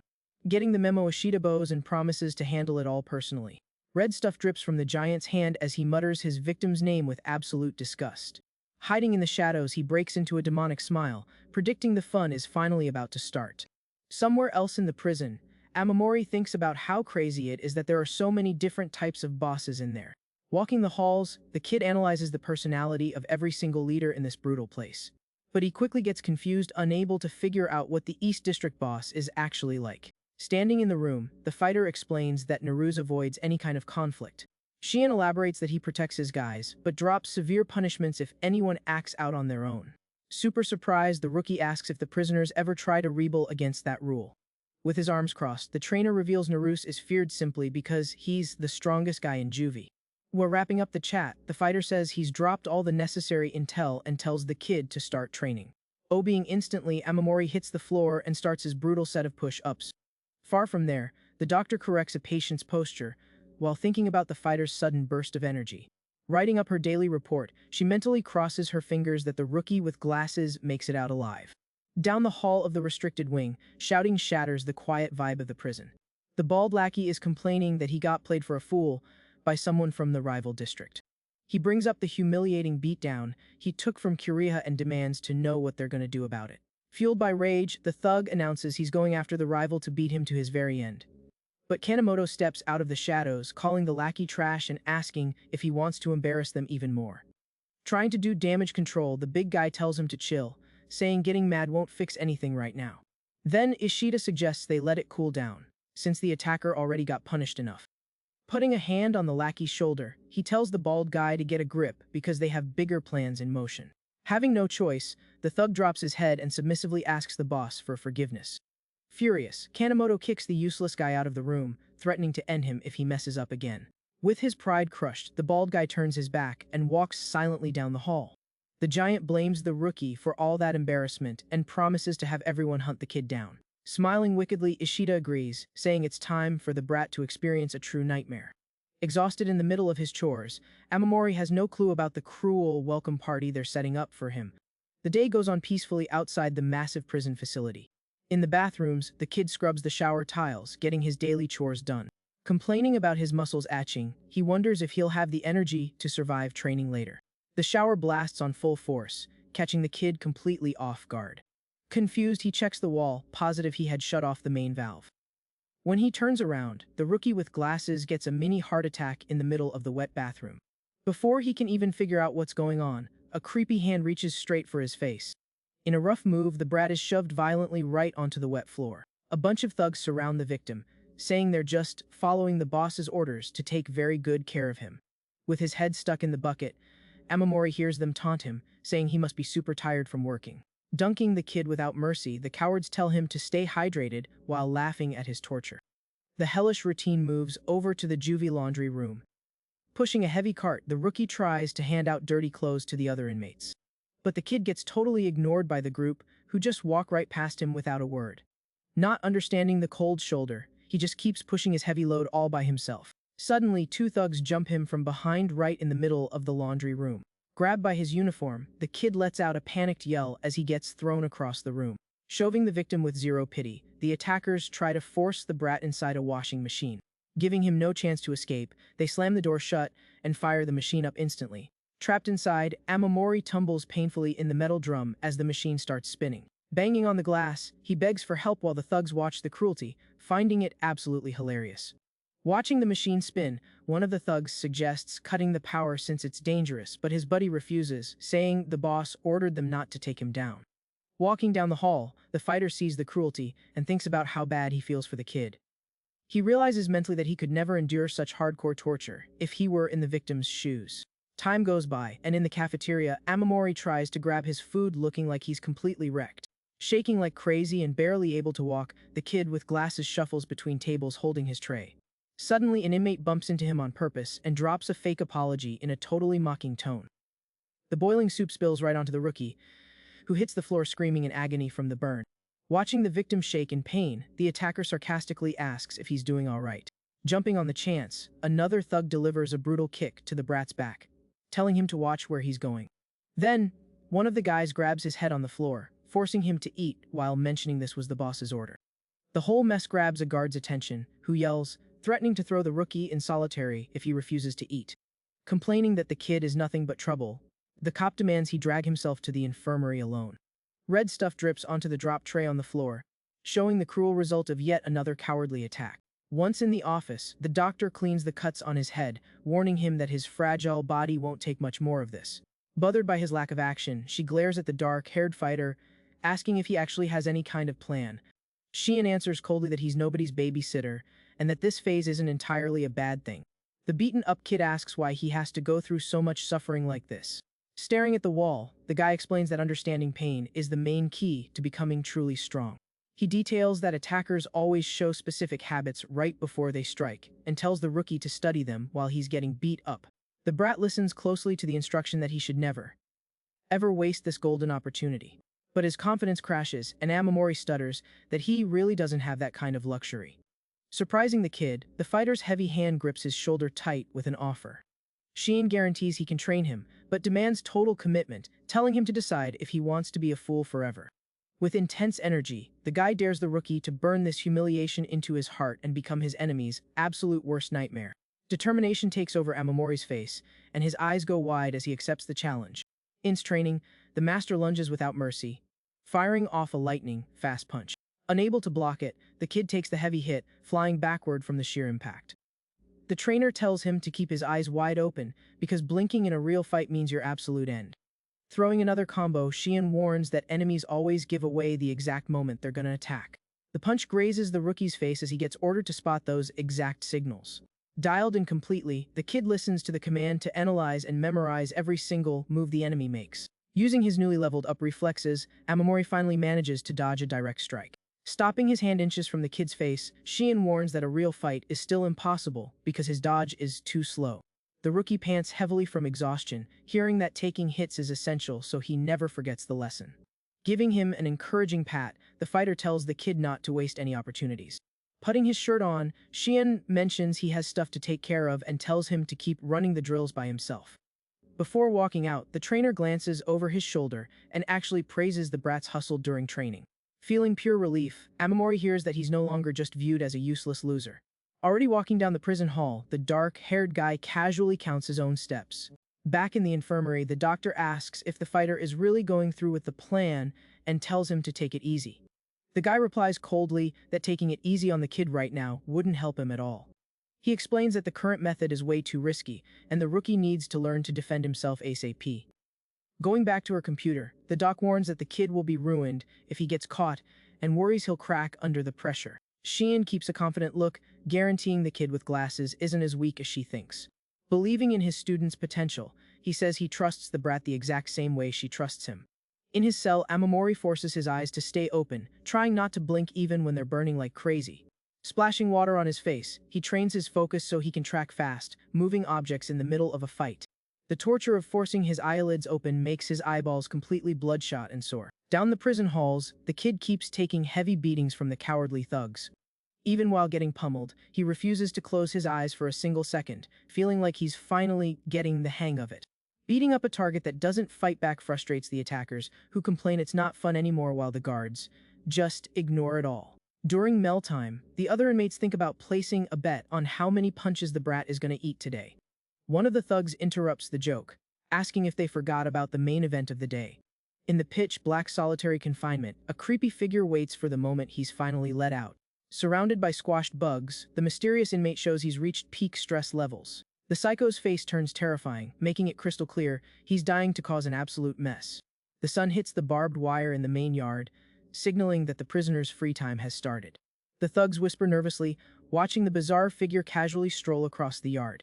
Ignoring the guards' warnings to keep it cool, Kawayama wanders freely around the facility. Completely unhinged, the maniac flashes a sadistic look, not caring at all about the rules.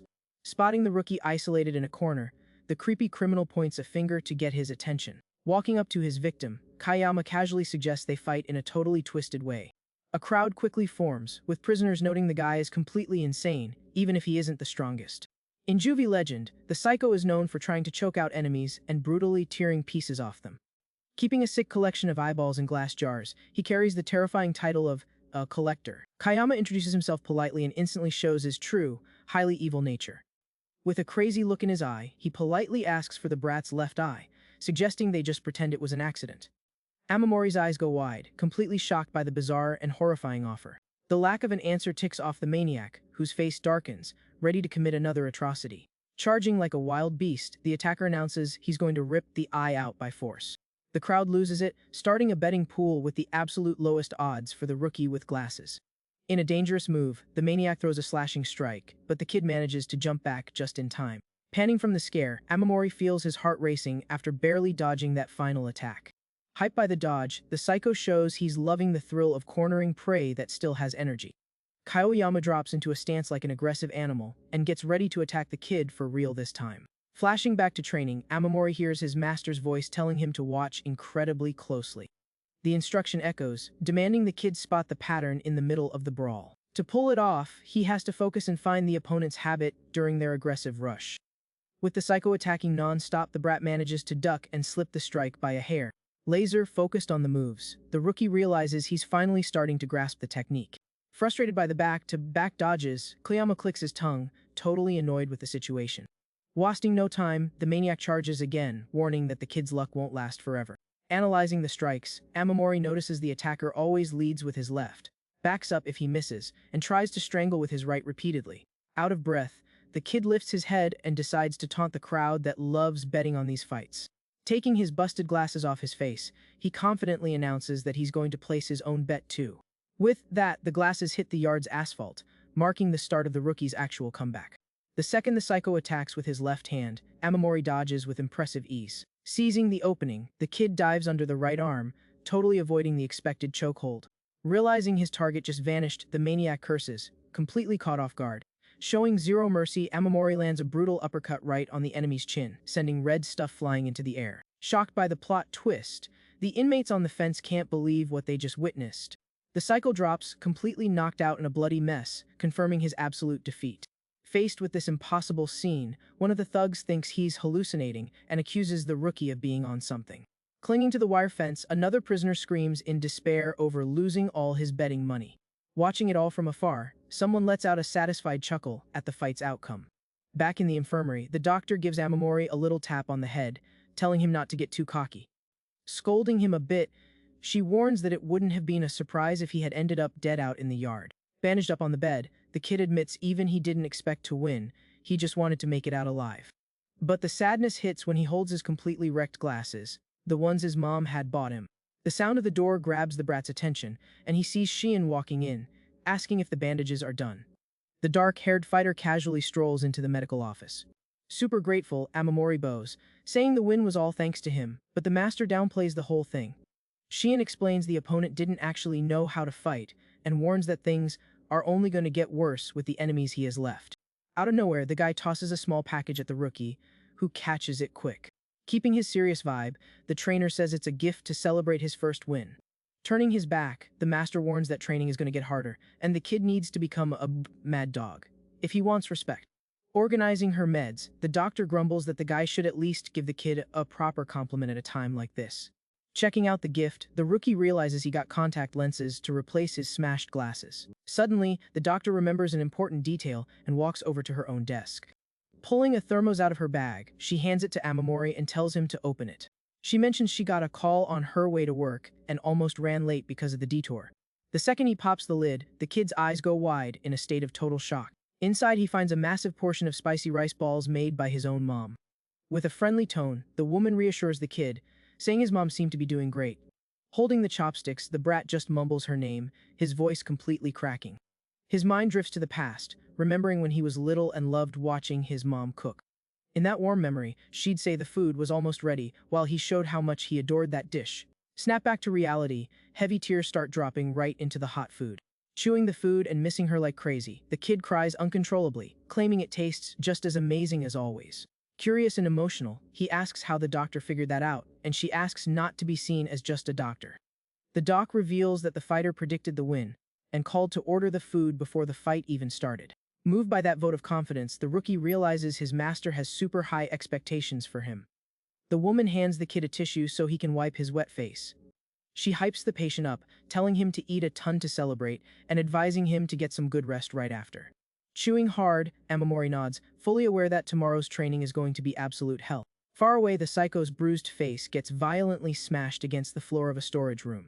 The bald attacker calls the maniac useless trash, furious that he lost to such a weak rookie. Spitting out a puddle of red, Kayama isn't intimidated at all and starts laughing, thinking the whole thing is excellent. Flashing a terrifying look, the loser praises Amamori, saying he really wants to get to know the brat much better.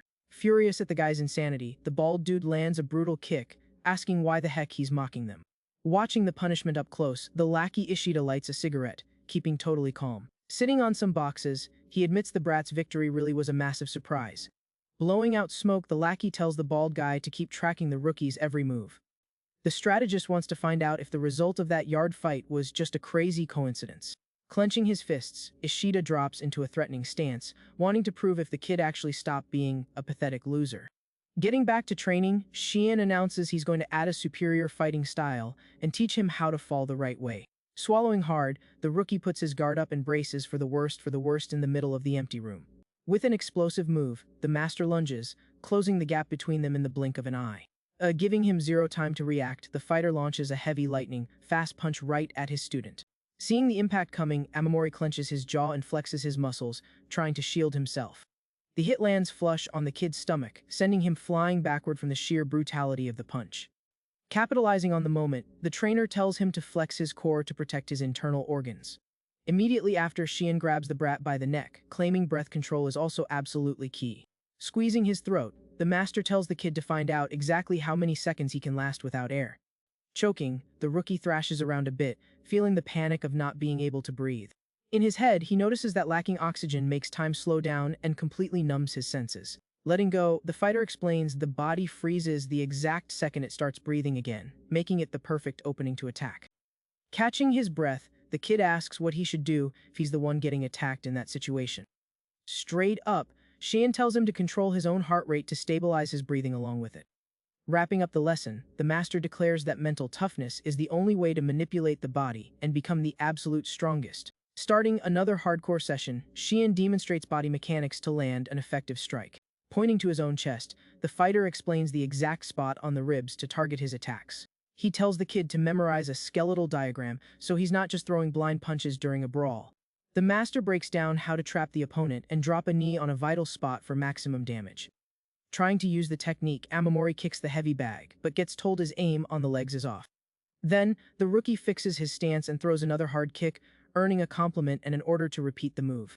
Demanding more speed, the trainer requires the kid to use both legs in a highly effective way. With a violent impact, the brat hits the black target with every ounce of power he's managed to build up. Totally exhausted and sweating buckets, he keeps a focused, determined look, ready to keep going. Happy with the result, the fighter thanks him for the hustle and says his performance was excellent. Wrapping his hands, Sheen decides the student is finally capable of fighting on his own from now on. He advises that picking the first opponent is crucial and suggests taking down his own cell leader.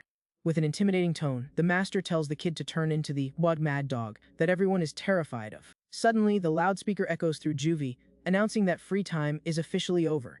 Following orders, Amamori walks down the dark hallway heading back to his block. Before leaving, the trainer gives him permission to choose where and how to fight, reminding him that messing up is just part of the process. Walking down the halls, the kid thinks carefully about whether to fight a one-on-one duel or do it in front of everyone. The second he steps into the cell, the group leader greets him with a super mocking smile. The thug sarcastically comments that the rookie came back way earlier than expected. Seeing the guy laying in his bed, Amamori asks why he's chilling there and gets told it's just a temporary loan. Right then, one of the lackeys jumps up annoyed, cursing the brat out for absolutely no reason. Without any warning, the inmate hurls a filthy piece of clothing straight at the kid. Gross fabric hits the floor with a thud, leaving stains all over the floorboards. Completely humiliated, the rookie feels the smelly rag smack right into his face. Finding the whole thing hilarious, the cell leader lets out a quiet chuckle in the corner. The lackey cracks up laughing, making fun of how dramatic the new guys always react. Trying to play it down, the boss says he just used the rag to wipe his hands and tells him to stop being so dramatic. Washing the mess off at the cell sink, the kid just listens to them say everyone has to cooperate to live comfortably in there. Grabbing the brat from behind, the attacker whispers that this is a super cheap price to pay for his protection. Behind his glasses, Amamori's eyes go dark, consumed by an uncontrollable rage. The thug claims he's way cooler than the ward boss, but instantly eats an elbow right to the face. With the sudden impact, the attacker gets violently shoved backward, away from the victim. The bleeding from his mouth, the leader steps back ticked off, demanding to know what the kid is trying to pull. Seizing the opening, the kid steps in and throws a lightning, fast punch at his opponent. The hit lands flush, making the thug lose his balance and almost eat the floor. Wiping the blood off his face, the boss admits the rookie is way better than he thought. Flashing a confident smirk, the leader announces he's going to have to actually try against the brat now. With a quick burst of speed, the attacker rushes Amamori, ready to deliver some brutal payback. The thug throws a massive punch, but the kid manages to block it by crossing his arms. Feeling the insane power, the rookie realizes his hands went completely numb from just one hit. Winding up for another attack, the leader asks how the brat thinks he managed to become the top dog of the cell. Following up with another strike, the attacker swears he hates kissing up to people and wouldn't be here if he was useless. Fueled by rage, the boss unloads a monstrous punch, warning the rookie he's going to meet the same tragic end as Tamia. Hearing that his friend has been gone for a long time, the kid dodges, swiftly slipping right under the attack. That cowardly mention makes Amamori explode with anger, landing a brutal punch to the thug's gut while telling him to shut his mouth. Wasting zero time, the kid grips his opponent's wrist with absolute iron strength. Twisting the joint without an ounce of pity, the rookie warns him never to dare insult his dead friend again. An unbearable pain hits the thug, who lets out an agonizing scream as his arm bone pops. Completely blinded by rage and humiliation, the leader swears he's going to end the brat no matter what. Watching from the sidelines, the lackeys are confused by their boss's weakness and get told to shut their traps. The attacker goes for a desperate swing, but Amamori dodges easily, slipping right past him. With his enemy totally wide open, the kid's hand shoots out to grab the thug's leg. Using the speed he gained from training, he attacks the side of his opponent's knee directly. The doctor's advice flashes in his mind, reminding him that a heavy impact to the joint ligaments causes intense pain. Focused on the lesson, the rookie lands a surgical kick right on the absolute weakest spot of his opponent's leg. Unable to handle the structural damage, the leader completely loses his balance.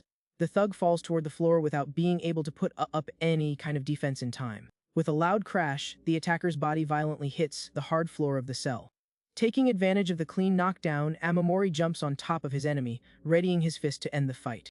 Remembering Shien's tips, the kid pins the target down, ready to strike his vital points and completely break his will to fight.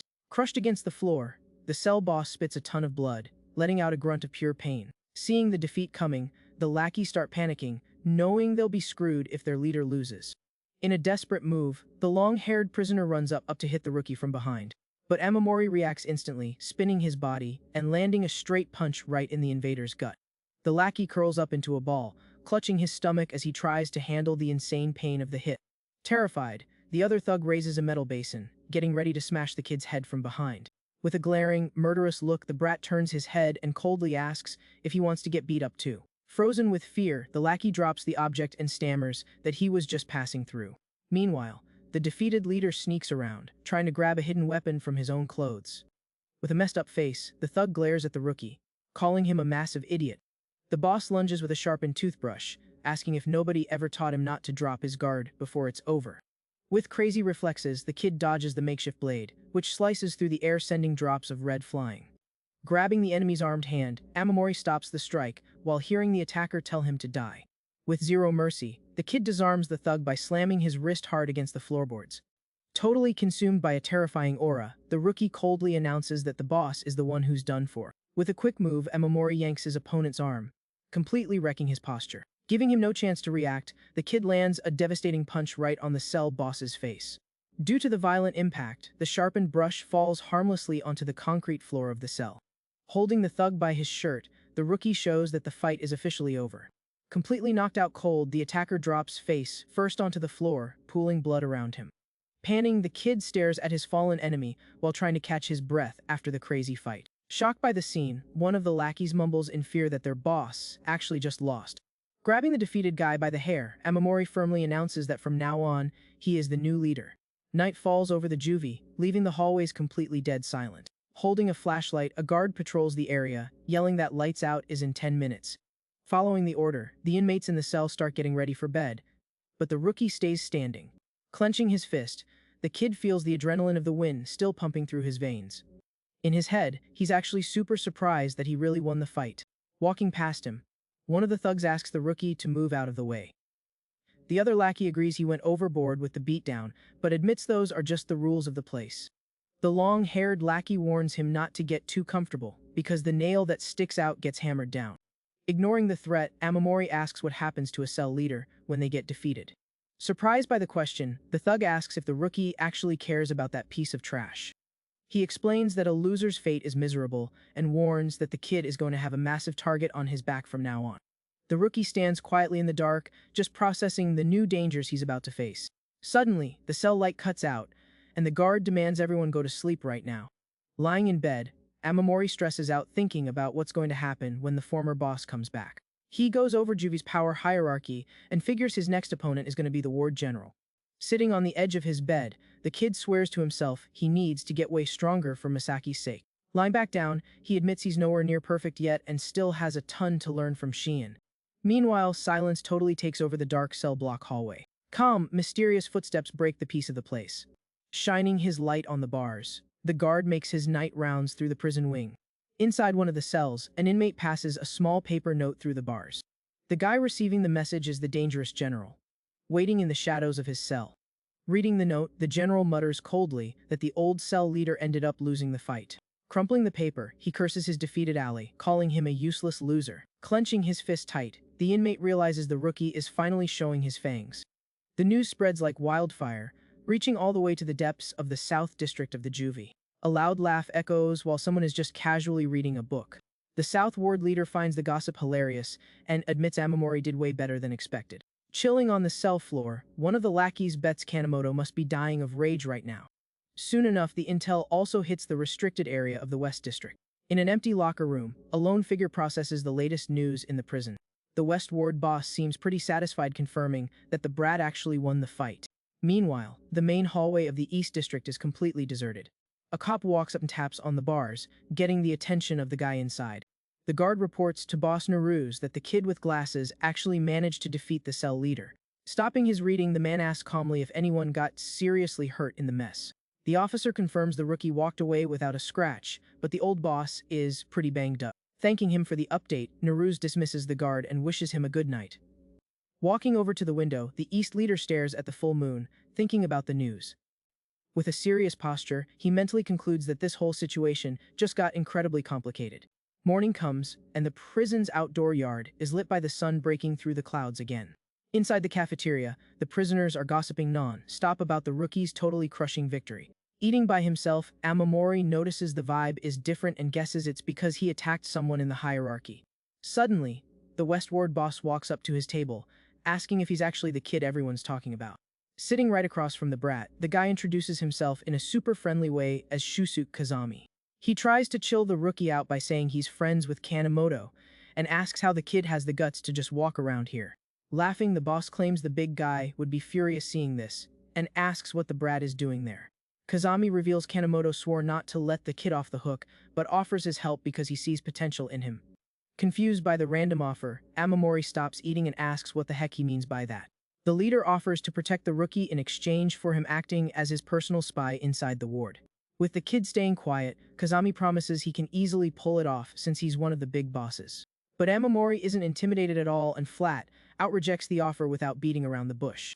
Shocked by the rejection, Kazami asks if the brat seriously thinks he can take on Kanemoto all by himself. The kid shoots back that if a boss is asking a marked target for help, it means he lacks strong allies. Furious about the insult, the leader yells, asking what a piece of useless trash could possibly do alone before getting taken out. Consumed by anger, the guy slams his hand violently on the cafeteria table. Losing his patience, Kazami tells the rookie to fend for himself and storms off, absolutely outraged. Watching the scene, the inmates whisper that the kid is getting way too cocky for challenging a major boss. One of the lackeys says he needs to tell leader Korea that the brat rejected the alliance, and his partner agrees quickly. Going back to his food, Amamori wonders why he's getting so much attention just for beating a lowly cell leader. From a distance, a blonde inmate can't believe the crybaby kid actually won a fight. Walking down the hall, the rookie gets sized up by the blonde, who concludes that trash getting a win is actually a huge deal. After lunch, the kid keeps walking completely alone through the empty prison hallways. Suddenly, heavy footsteps block his path, forcing the rookie to stop dead in his tracks. The tall figure introduces himself politely, noting that this is the first time they're meeting face to face. Taking a drag from his cigarette, the man reveals he's Koichi Naruse, the powerful boss of the East District. With that, the vibe in Juvie gets even more tense, the bars reminding everyone that they're still locked up. Standing alone in the hallway, Amamori pauses for a second, deep in thought. But out of nowhere, a violent shove hits his shoulder super hard. Getting his balance back, the kid looks up when he hears someone call his name. Flashing a creepy smile, Ishida announces he finally found the target he was looking for. The rookie asks if the guy wants something, keeping his guard completely up. Annoyed by the disrespect, a lackey tells him to shut up because he's talking to boss Ishida. The kid figures this is 100% Kanemoto's doing. The leader reveals the guy who got beat in the cell was his ally, making the rookie understand the whole setup. Finding the situation funny, Ishida mucks him, asking if the brat seriously plans on fighting them. Wasting no time, the boss orders his lackeys to give the kid a very warm welcome. With lightning reflexes, Amamori jumps back, dodging the enemy's first rush. Taking advantage of the opening, he lands a solid, powerful punch right on an attacker's face. But a piece of wood cuts through the air in a super violent sneak attack. The kid manages to block it with his arm, but feels a massive wave of pain from the brutal impact. Unable to defend against the next hit, he eats a straight punch to the side of his face. With his guard wide open, the brat takes another heavy blow in the middle of the chaos. Chaining the attack, the blonde lackey buries his fist straight into the kid's stomach. The impact sends Amamori flying back while blood starts dripping from his mouth. Giving him zero time to breathe, a brutal knee strikes the rookie with extreme violence. Fallen on the floor, he curses in his head while the attacker laughs at how weak he is. The lackey grabs the defenseless kid, winding up for another cowardly hit. Shoving him with no mercy, the thug smashes the brat's face into the hallway floor. Watching the whole thing like a VIP, Ishida asks how it feels to be so helpless against just two guys. The leader warns that beating a cell boss only made him a tiny fish in a very small pond. Crouching near the victim, the guy claims he's generous, but doesn't forgive anyone who humiliates him. With a sadistic smile, Ishida declares it's only fair to get payback for being turned into a joke. The lackeys haul the beaten kid up by his arms while the boss stands back up. Turning his back, the leader tells his allies to have as much fun as they want with the target. Pushing through the pain, Amamori tries to get back up, super frustrated by the insane power gap between them. The rookie regrets not knowing how to handle multiple enemies and wonders if the top is just impossible to reach. Walking with a lot of difficulty, the kid wipes the blood off his own face. In the hallway, some inmates stare at him, but the rookie just keeps walking. Entering his cell, he finds Nagao, the old defeated boss, sitting on the bed. Full of shame, the guy immediately looks away, trying to pretend the brat isn't even there. Deep in thought, Amamori figures the guy has his pride and doesn't want to look at the person who wrecked him. Just then, one of the thugs shoots a look of pure disrespect at the former leader. Walking up with zero respect, the guy kicks the man on the floor, demanding he get up right now. The attacker says he needs to use the bathroom and orders the defeated guy to do what needs to be done. Boiling with rage and humiliation, Nago glares at the thug, clenching his teeth. In response, he takes a hard kick and hears the guy ask who the heck he thinks he is. Laughing at the situation, the lackey reminds him the old leader is nothing but a useless worm now. The thug tells him to humble himself, claiming that doing the dirty work is his brand new job. Consumed by shame, Nagao squeezes his eyes shut, trying to handle the massive drop in his status. No way to fight back. The defeated guy puts his hands on the cold floorboards of the filthy cell, steps on his back, laughing out loud, and threatens to end him if he loses his balance. Bothered by the messed up scene, Amamori yells, demanding they stop that crap immediately. Without a second thought, the kid steps up and grabs the attacker's shoulder tight. Yanking the guy backward, the rookie tells him to take care of his own business by himself. The other thug tries to argue using the rules, but Amamori says he doesn't give a crap about that. Taking on the boss persona, he officially outlaws cowardly behavior inside that cell. With a threatening glare, the brat dares anyone who isn't happy with it to try and take his spot. Intimidated by the kid's confidence, the thugs back down in total silence. Still on the floor, the old leader grumbles, thinking this whole thing is totally idiotic. Furious, the guy screams the rookie's name, grabbing everyone's attention in the cell. The defeated man demands to know who asked for pity and claims he'd rather die than be treated like this. Challenging the lackey to a fight, he swears he might get beat up now, but he'll be the one laughing at the end. Using that as an excuse, the thug steps on his back again, saying everything is sorted out. Watching this bizarre scene, the rookie with glasses feels a massive wave of frustration building in his chest. The story then shifts to the closed door of the juvie infirmary. Inside, Amamori lands a punch packed with anger straight into the heavy bag. Throwing hits non-stop, the kid yells, asking why things have to be this way. The memory of the old leader pops up, while the rookie complains he just wanted to scrap those garbage rules. Hitting even harder, he agonizes over why nobody ever wants to accept a positive change. The sound of the door gets his attention, revealing the doctor quietly walking in. Stopping his workout, Amamori takes a deep breath and greets the doctor, looking surprised. She tosses him a towel, mentioning the master isn't around, and asks what got the kid so worked up. Leaning against the sandbag, the brat hesitates for a second before finally venting. Looking down, he explains the whole mess and insists his idea would make life better for everyone. The doctor clarifies that no matter how right he seems, to the inmates, it destroys the only reality they know. Putting the towel on his shoulder, the woman warns that the only way to change anything there is to fight his way to the very top. Agreeing with the doc, the kid realizes he's going to have to train like crazy, but complains that his master is MIA.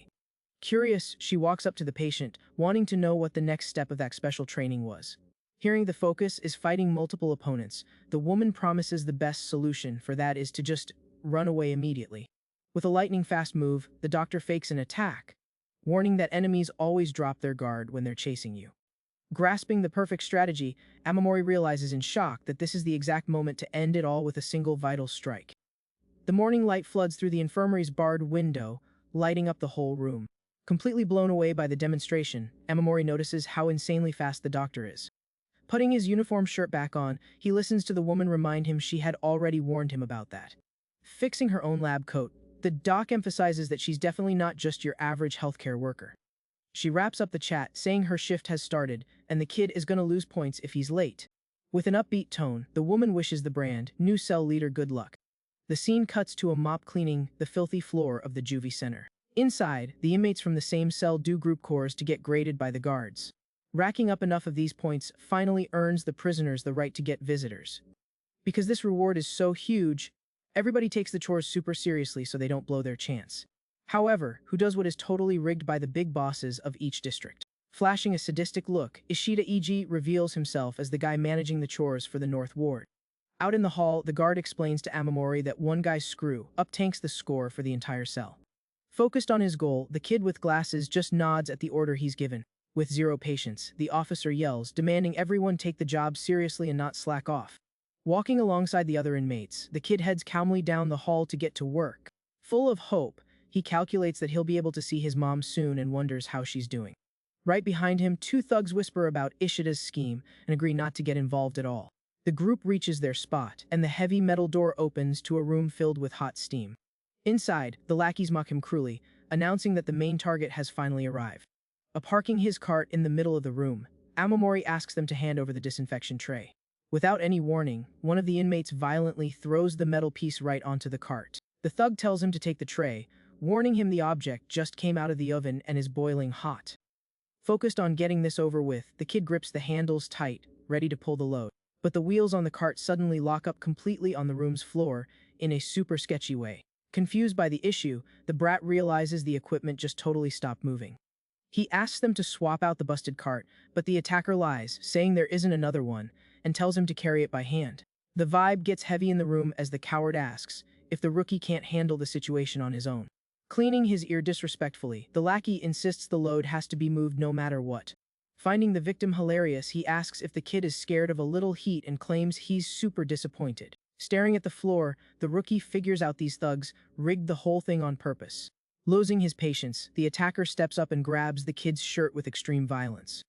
The coward pretends he's being attacked and screams that the brat's attitude is going to make them all lose points. Putting on a pathetic act, he calls his buddies over, claiming the rookie lost his mind and is assaulting people. Ishida pops up in the middle of the mess, asking what's going on and threatening to beat the kid. Surrounded by a bunch of inmates, the brat panics, trying to spot any guard nearby who can help. Pure evil taking over, the leader announces the officers are on break and there's absolutely no one to save him. Amamori realizes he walked into a perfectly set trap and accepts he can't beat this many guys at once. The boss brushes off the unfair odds, saying the rookie should have just been submissive from the start. With no other choice, the kid starts taking off his uniform shirt, keeping his head down. Instantly, a heavy hand violently slams the victim's head against the metal table. The lackey tells him to carry the boiling object barehanded unless he wants his face shoved into the steam machine. Right then, the sound of heavy boots getting closer ramps up the tension in the room even more. Pressuring the kid, the cowards threaten to boil him alive if he doesn't hurry up with the job. Shaking with nerves, Amamori reaches his bare hands toward the insanely hot tray. Gripping the boiling metal, the kid grits his teeth, feeling his skin getting brutally scorched. Stumbling down the halls, he hears the thug taunt him, telling him not to drop it so they don't have to do it all over again. The torture drags on until he finally makes it to the entrance of the prison's main cafeteria. With a heavy thud, the burning tray gets tossed right onto the delivery counter. Completely drained, Amamori announces he brought the load, and the guy in charge approves the job on the spot. But the inmate is absolutely shocked when he looks down and sees the kid's hands are totally raw. Worried, the guy yells for the guards to take the injured brat straight to the infirmary. From a distance, the officer just gives a thumbs up, clearing them to leave the sector. The thug ends up escorting the wounded kid through the quiet hallways of the juvie center. Looking down and in serious pain, the rookie walks along, having no clue he's heading straight for the freezer room. The guide suddenly stops dead in his tracks, completely changing their planned route. Finding it sketchy, Amamori stops and asks what the guy is trying to pull on him here. Overflowing with malice, the thug jokes that this spot is going to be perfect for his treatment. More lackeys step out of the shadows, announcing this is a direct order from Ishida and telling him not to fight it. One of the allies thinks the plan is too cruel, but quickly swallows his words when the rest of the group threatens him. Intimidating his hesitant buddy, the coward asks if he wants to be the next one to take this torturous punishment. The equipment's control panel shows the brutal temperature hitting -60 degrees. Completely ignoring the victim's desperate screams, the lackeys violently throw Amamori straight into the freezing room. The thug tells him to shut his mouth, since no guard would ever check a freezing place like that. Hitting the icy floor, the kid hears them say this whole thing is just a special gift from Ishida. With zero compassion, one of the attackers cranks the machine's pressure valve from outside the room. Freezing fog blasts out hard, dropping the room's temperature to lethal levels. Shivering from the cold, Amamori cries, admitting he was a total idiot for believing the system could change. The harsh reality hits the kid hard, confirming that raw power is the only rule that counts in this lawless hellhole. Fighting against the frostbite, he desperately tries to prop himself up on the metal pipes scattered across the floor. The rookie realizes that if he doesn't go along with these bloody orders, he definitely won't survive much longer. Letting out a scream of pure agony, he rips his frozen hands off the pipe, tearing his own skin without an ounce of mercy. Boiling with rage in the middle of the fog, the kid asks himself how they still expect him to keep enduring this. Staring at his exposed flesh, he accepts he has to follow the dangerous plan, no matter how desperate things look right now. Driven by pure survival instinct, Amamori stands up, screaming at the top of his lungs that he's going to fight until the very end. Stuff drips slowly, staining the cold floor of the juvie center. Backing up and panting, Amamori tries to catch his breath after dropping another attacker. Boiling with hate, the blonde lackey charges, yelling that he's going to crush the rookie for good this time. As the group rushes him, the kid remembers the doctor's golden advice. In his memory, the doctor guarantees that the best way to handle being outnumbered is to simply run away.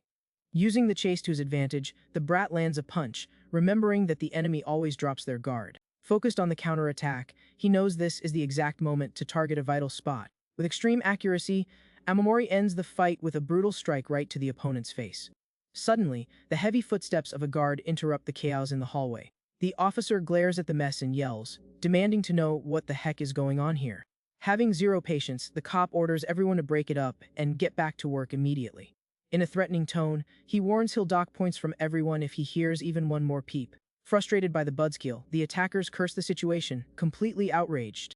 Glaring at the victim, the group's leader swears he won't hold back next time. Turning their backs, the thugs finally walk away, leaving the hallway empty again. Completely exhausted, the kid sighs with relief, glad he got saved by the guard showing up. In his head, he figures Ishida is using chore time as an excuse to torture him. Staring at his own messy hand, he wonders what the next trap is going to be. The rookie's mind flashes back to the moment he got a very tempting offer. Kazami promised him total protection if the brat agreed to team up with his district. Head down and confused, the kid with glasses asks himself which path he should take now. The scene shifts to their secret training, where Shion orders him to lift his leg higher. Trying to throw the kick, the rookie loses his balance and faceplants right into the floor. Noticing his student is spacing out, the fighter walks over, wanting to know what's up. Still sprawled on the training room floor, Amamori just apologizes for messing up the drill. In his mind, the image of the empty visitor list brings a massive wave of frustration. He remembers begging the guard to let him see his mom, only to be told he didn't have enough points. The officer had sworn that good behavior would get him a visit real soon. Sweating cold, the kid asks if he missed out on the visit because he's weak, and the master agrees instantly. Being brutally honest, Shion says the student's pathetic state is honestly hard to look at. Despite the harsh lecture, the trainer guarantees the brat is packing a seriously powerful weapon. The master explains that his unbreakable willpower doesn't lose to absolutely anyone. Throwing a quick shadow punch, Shion says he isn't the strongest, but that grip makes him dangerous. Giving him a pat on the shoulder, the fighter tries to boost his student's confidence a bit. Turning his back, he promises that all this insane effort will pay off in the future. Hope fills the kid's chest, imagining that he'll soon get to see his mom again. Fueled by motivation, Amamori clenches his bandaged fist, feeling his determination coming back. Standing up strong, he accepts that the only way to fix everything is to get way stronger.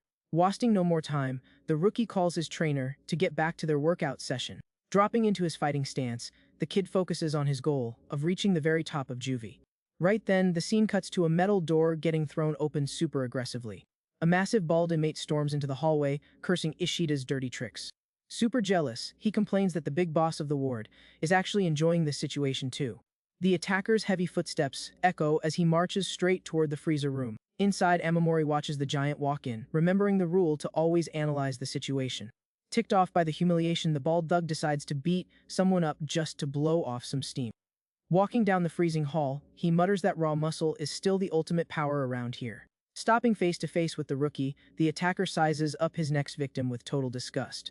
Flashing a fake smile, he taunts the kid, asking if the new cell leader is having a good time. Instead of backing down, Amamori shoots a cold, piercing glare right into the giant's face. The kid's unshaken vibe annoys the thug, who raises his fist, completely losing his patience. Boiling with hate over the brat's nerve, the attacker hesitates, remembering he's not allowed to finish him off. When he hears the rookie threaten to snitch to Ishida, the bald guy snaps and punches him. Totally losing it, the giant screams that he's gonna prove he's way better than his rival. With his head turned from the impact, Amamori cracks a tiny smile, showing he's confident. Giving him zero breaks, the attacker throws his entire body weight into a devastating strike. The kid blocks it with his arms, but feels the monstrous force shoving his body backward. Dodging the next hit, the rookie realizes that just playing defense is going to get him wiped out. Remembering Shion's lessons, he targets the enemy's jaw as his main weak spot. With the strategy locked in, the brat plants his foot on the floor, getting ready to counter. Charging like a beast, the bald attacker throws a heavy uppercut. Stepping back at the exact right second, Amamori knows he can't leave any opening for a counterattack. The giant pushes forward with another punch, but the rookie dodges nimbly, using smooth footwork. Realizing he missed his window to strike back, the kid grits his teeth, frustrated by the mistake. Jumping on the slip-up, the thug flashes a creepy smile and grabs the brat's arm. With zero mercy, the bald guy delivers a brutal headbutt, absolutely wrecking the victim's face. The impact completely scrambles Amamori, making the kid stumble backward, super dizzy. Wiping the blood off his mouth, he gets his stance back and taunts the giant to bring it on. Boiling with rage at the disrespect, the thug rushes in full speed to crush the cocky kid. With crazy reflexes, the rookie slides right under the aggressive attack. Keeping his defense tight, he uses an open hand to parry the force of the next strike. Finding the blind spot, Amamori lands a powerful kick right on the side of his opponent's knee. Unable to hold his own weight, the giant loses his balance and crashes hard onto the floor. Staring at the damage, the brat concludes that the monster's legs are definitely his true weak point. Getting up annoyed, the attacker clicks his tongue, realizing he wildly underestimated his opponent. Furious about the counterattack, the attacker screams at the top of his lungs, ordering his lackeys to end the kid right now. Using the tight space, Amamori runs desperately down the hall, trying to dodge the violent attacks. Right then, one of the lackeys lunges, swinging a piece of wood straight at the rookie's head. With insane reflexes, the brat dodges the lethal swing and hits the opponent's arm. Without missing a beat, he follows up with a brutal punch straight to the face of the giant, blocking his path. Panting and covered in red, the kid realizes it's totally pointless to keep fighting this many guys at once. Cornered in the hallway, he shoots a quick look around, desperately searching for any way out. Spotting the freezer door slightly cracked open, the rookie knows this is his one and only shot. Without hesitating for a second, Amamori bolts into the room while the whole group chases right behind him. Consumed by blind rage, the attacker runs after him, asking if the kid seriously thinks he can get away from them. With a desperate shove, the brat finally manages to force his way into the pitch black room. Finding the useless attempt hilarious, the lackey says he's gonna love playing hide and seek in there. He finishes the threat by promising it's a super dangerous game, and it's game over the second the kid gets caught. Slowly, the thug's heavy footsteps step into the closed-off room, cutting through the silence. Walking through the freezing fog, the attacker calls the victim over with a completely sadistic tone. Searching for the target, the attacker stays on high alert in the thick fog, trying to spot the hiding rookie. Suddenly, a devastating punch connects with the thug's face, catching him completely off guard in the dark. Using the zero visibility to his advantage, Amamori lands a heavy blow, dropping the massive enemy. Wasting no time to celebrate, the brat sprints desperately back toward the room's exit. Fallen on the icy floor, the giant groans in pain and quickly realizes he made a fatal mistake walking in there. Panicking, he reaches out, warning the kid not to even think about locking him inside. But Amamori ignores the threat and slams the heavy metal door with all his might to seal the exit. Trapped in absolute freezing temps, the thug screams in pure hatred, swearing to send the kid straight to the underworld. Far from there, out in the juvie yard, the gossip about the rookie's genius escape starts spreading. The inmates laugh hard, talking about how the kid locked the attacker up and left him screaming inside. Taunting a rival gang, one of the prisoners jokes, asking if they've fully thawed out after that embarrassment. Boiling with rage over the direct insult, the offended lackeys grit their teeth and glare at their rivals with pure fury. The humiliation keeps going as the guys point out that the ward boss is absolutely furious about how incompetent they are. Walking through the yard, two inmates debate how things just got incredibly dangerous for the rookie. They figure the old leader will try to snatch his power back at any cost, while night falls over the prison. In the dead of night, rushed footsteps echo desperately through the prison's dark hallways. Racing against the clock, Amamori thinks he needs to hurry if he wants to stop a tragedy from happening. In that exact tense moment, a firm hand violently grabs the rookie's shoulder from behind. Startled, the kid spins around, throwing a reflex punch and demanding nobody get in his way. Recognizing the squad of lackeys, he panics, realizing they're all sprinting straight for his cell. Getting there, the kid with glasses is met with a huge crowd, completely blocking the entrance. In the middle of the mob, Nagao demands they let him through, acting super arrogant and claiming he's still the real boss here.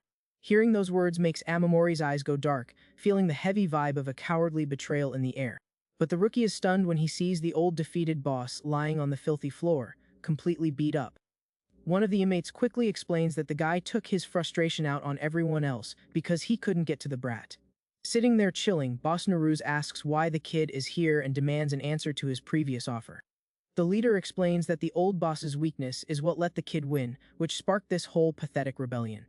Naruz reveals that Nagao begged Ishida for protection, but got tossed aside because he wasn't useful anymore. Coldly, he points out that desperation destroys people and shows what happens to guys who lose their power in prison. The massive commotion brings the guards running. They yell to cut the act and decide to drag the injured man away. Thrown on the floor and completely humiliated, the old leader just mumbles, trying to come up with some excuse. Getting grabbed roughly, he screams in a panic, swearing he didn't see anything and begging them to believe him. Having zero patience for the crying, the guard in the cap orders his guys to restrain the prisoner ASAP. Shaking with absolute terror, the defeated guy begs them to stop, claiming he can prove he's innocent. As a punishment for the yelling, the officer lands a violent hit, telling the guy to shut his mouth once and for all. Red stuff from the old boss starts dripping heavily, staining the clean hallway floor. Completely losing his mind, he holds onto something invisible, promising Boss Ishida that it wasn't his fault. Realizing the inmate has completely snapped, the cop orders them to call the hospital, saying the guy is already ruined. Outraged, the rookie asks why the actual culprits aren't getting punished, and Naruse agrees with his logic. The East boss concludes that this is exactly why they aim for the top, because the fall for the weak is always miserable. Offering a shortcut, the leader proposes the kid team up with him so he can see his mom without having to fight so much.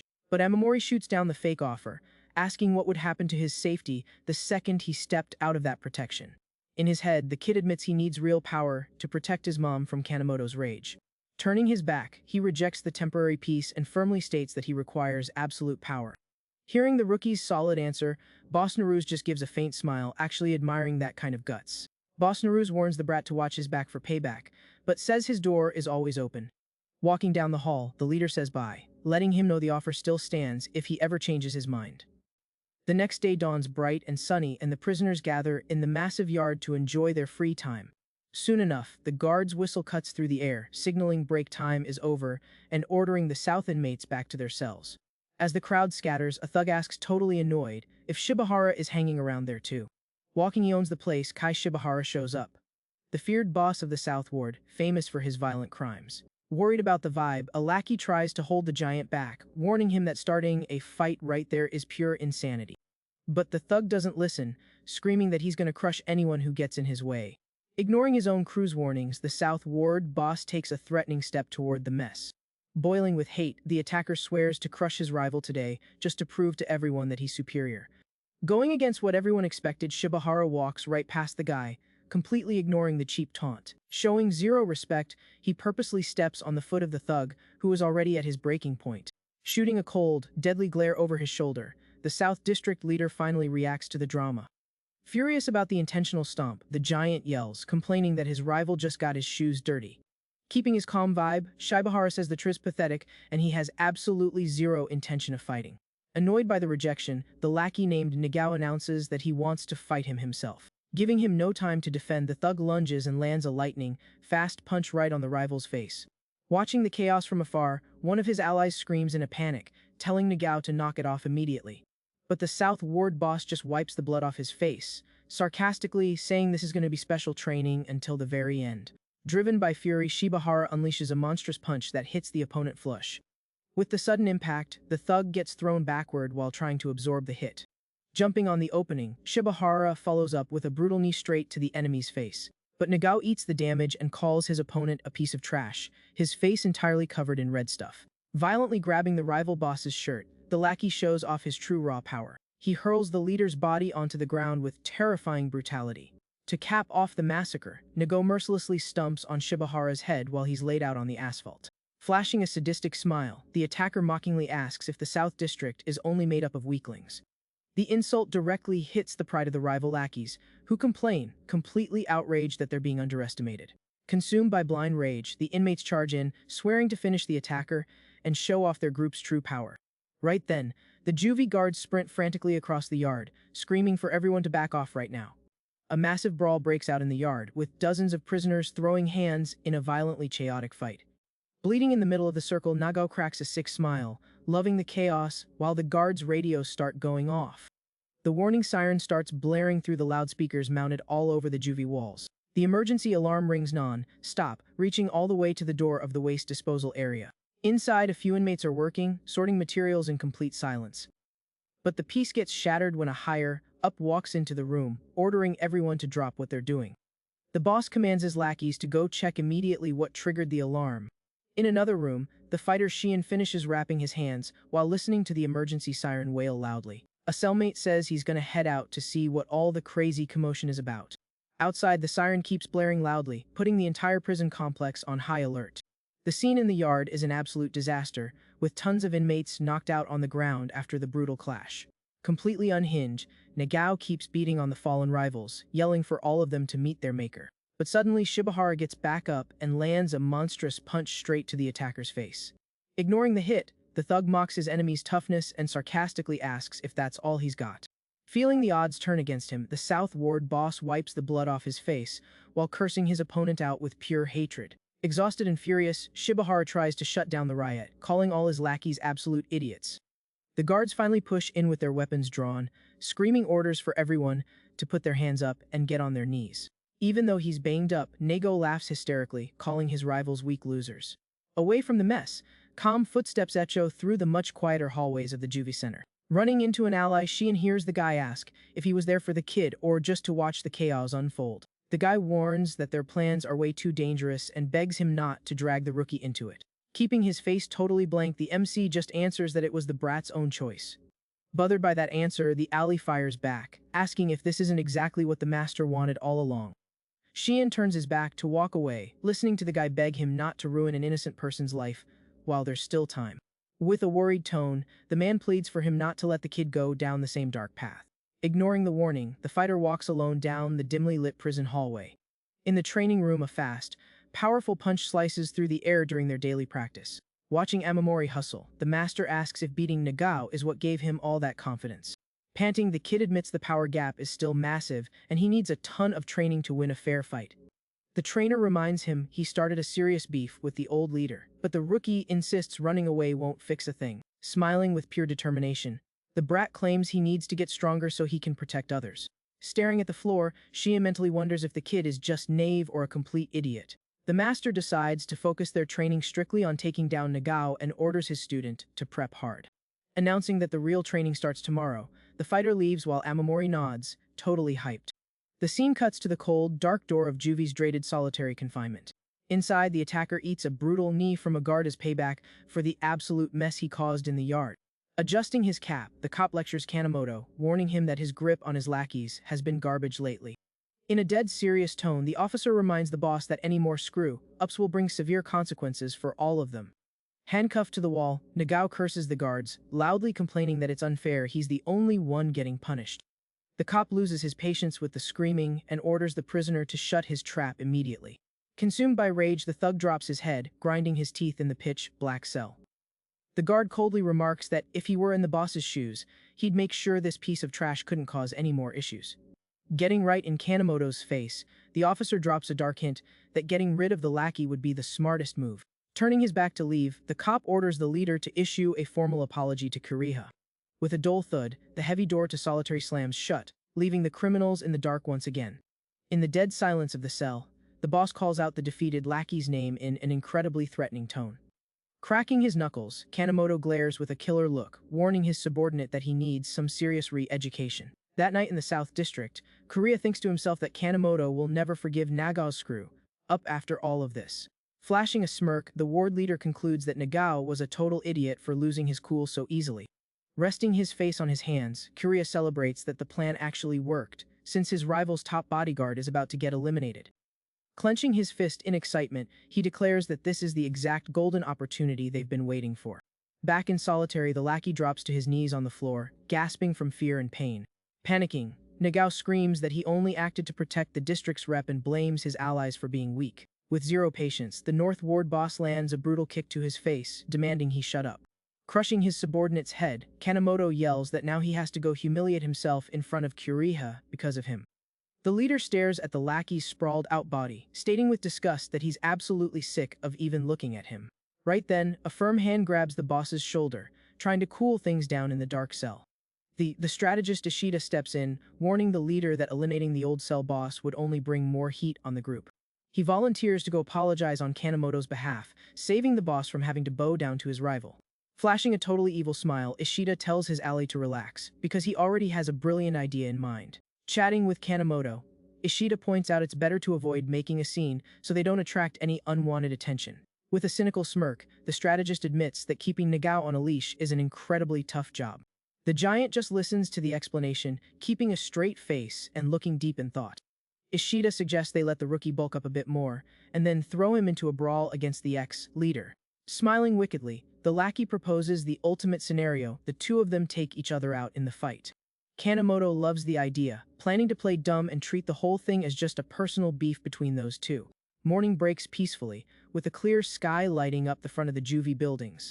In the infirmary, Shion points at a diagram explaining that Nagao's biggest weapon is his raw strength. Looking at the drawing, the rookie realizes he's going to need insane speed and observation skills to even stand a chance of winning. Thinking back to their past fights, the master emphasizes that he has to pay close attention to every single move the giant makes. The fighter claims it's crucial to study the opponent's posture, even when he's just walking around. In a flashback, Nagao is shown binge eating, proving that any tiny detail could be the key to winning. Dialed into the explanation, Amamori sweats cold, trying to process all the info so he can find the perfect opening. Showing him exactly how it's done, the master stomps incredibly hard on a heavy block in the room to mimic the target's massive weight. Standing by the anatomy dummy, the doctor explains that the enemy's massive build puts a ton of stress on his lungs, making long fights impossible for him. Shadowboxing the scenario, the fighter moves in, saying step 1 is to exhaust the giant by constantly staying on the move. With a quick block, he tells the rookie to taunt the enemy, since blind rage always creates the biggest openings. Still by the study dummy, the doctor chips in, adding that the attacker's heavy weight makes sudden changes in direction super difficult. Shion throws a low sweep kick, agreeing that the enemy's base is without a doubt his most vulnerable spot. Watching the moves, the woman confirms that sticking to this focused strategy basically guarantees a clean win. Out of nowhere, the master starts throwing heavy punches, telling the kid he needs to learn how to take hits defensively. Landing a brutal strike, the trainer warns that passing out during the fight would make all this hard work totally pointless. Completely out of breath, the brat drops to his knees on the floor, gasping for air after the intense beatdown. Staring at his exhausted student, Shion just sighs, hoping he can bounce back quickly so they can keep going. To give the kid a boost, the doctor cheers him on, claiming that if he can block Shion's attacks, he'll definitely beat Nagao. Pleased with how fast he's improving, the fighter praises his progress and reminds him the rival's lockdown is the perfect window of opportunity. Sweating bullets, Amamori nods, fully determined to put everything he has into increasing his chances of winning the duel. The scene shifts to the front of the prison building, bathed in the calm light of the late afternoon. Walking alone down the empty halls, Shion heads to his destination, keeping his face totally calm and unreadable. Soon after, the guy casually strolls back into the brightly lit medical office. Noticing the doctor looks surprised, he just turns his head, pretending he has no idea why she's confused. Without explaining a thing, the fighter advises the rookie to get some good rest and immediately turns his back. With a dull thud, the heavy door closes as the fighter casually walks out of the room. Out in the hall, Shion figures hiding the photo was the smartest move, so the kid's heart wouldn't get distracted by emotions. But the doctor chases after him, asking if that move didn't completely contradict the investigation he asked for earlier. Keeping a dead serious look, he argues that pointless emotions would only drag the rookie down in a fight against someone that strong. The doctor strongly disagrees, calling the guy selfish for trying to force the kid down the same lonely path he took. That night, the bright moon lights up the quiet room through the thick iron bars on the window. The woman's harsh words keep echoing non-stop in the troubled fighter's head as he stands in the shadows. Pulled back into the past, the dark-haired youth sees someone's battered body dumped in the middle of the street. The pain of that tragic memory makes the kid back up, terrified, into the shadows of the empty alley. Crying hysterically, the boy bangs on a metal door while absolute frustration eats away at his chest. With tears streaming down his face, the kid begs and pleads, desperately wanting to know how to attain absolute power. Right then, a man in a suit promises to make him unbeatable, but warns him he'll have to be separated from his family. Taking the cruel deal, little Shion grabs the stranger's hand, heading toward a completely unknown future. Walking down the old streets, the memory teaches him that feelings always get in the way of true strength. Squeezing his master's hand, the kid quietly accepts every single condition just so he can turn into an invincible weapon. Snapping back to the present, the fighter lifts his head, thinking about the heavy burden of his choices and how selfish his actions really are. The scene changes to the neatly organized shelves of the prison's small storage room. Breaking the silence, Shion walks over and hands a mysterious piece of paper straight to Amamori. Confused by the random delivery, the kid stares at the envelope, wondering what the heck is inside. The fighter admits he asked a contact to check on the kid's family and confirms that everyone is doing great. Thrilled by the photo, the brat instantly recognizes his own mom's face in the developed picture. A mix of pure relief and missing her makes the rookie squeeze his hands, shaking uncontrollably. Overflowing with gratitude, he grabs his master's arms, thanking him from the bottom of his heart for the amazing favor. With tears in his eyes, the kid cries tears of joy just thinking about his mom's cooking, making Xian tell him to chill out. Watching the sweet moment, the doctor smiles, happy to see that the proud fighter actually has a really good heart. Outside, the barbed wire fence stands out against the clear sky, covering the isolated juvie center. Standing at a chalkboard, the master teaches that real combat is the best way to gain strength, ordering him to take down the ward leaders. Pointing at the drawing with chalk, Xian warns that the enemy tries to look tough, but always calls his lackeys when he starts losing. Out in the prison yard, Amamori stares down the lackeys, figuring out that fights in this place are never going to be just one-on-one. After sizing up the approaching gang, the kid accepts he's going to have to drop multiple enemies at once to walk away clean. Focused on his goal, he starts unbuttoning his uniform shirt, keeping a super determined look in his eye for the fight. Dropping into his fighting stance, the rookie taunts the thugs, asking them to help him out with a special training session in the yard. Top-down shot shows Amamori totally surrounded by attackers right in the middle of the empty prison lot. A little later, one of the lackeys grabs his own bruised shoulder, trying to handle the crushing pain of the beatdown. Glaring at the defeated guys, the kid throws their own taunt back at them, asking if they seriously thought they could handle him. Gripping one of the lackeys' arms tight, the brat tells him to stop dreaming and just surrender already. With a cold, completely terrifying look, Amamori sharply asks if the enemy is going to give up or what. Showing zero mercy, he bends the opponent's arm back, pulling a painful thud from him to assert dominance. Standing tall, the rookie sarcastically says he doesn't know the word surrender, and asks the guy to demonstrate how it's done. Consumed by the fury of being humiliated, the bald leader of the group curses the brat, completely losing his cool. Blinded by hate, the giant charges with his fists clenched, swearing to finish the kid right there on the spot. Not panicking at the brutal rush, the brat dodges fast, slipping right past the opponent's guard. Seizing the perfect opening, Amamori lands a devastating kick directly into the surprised attacker's face.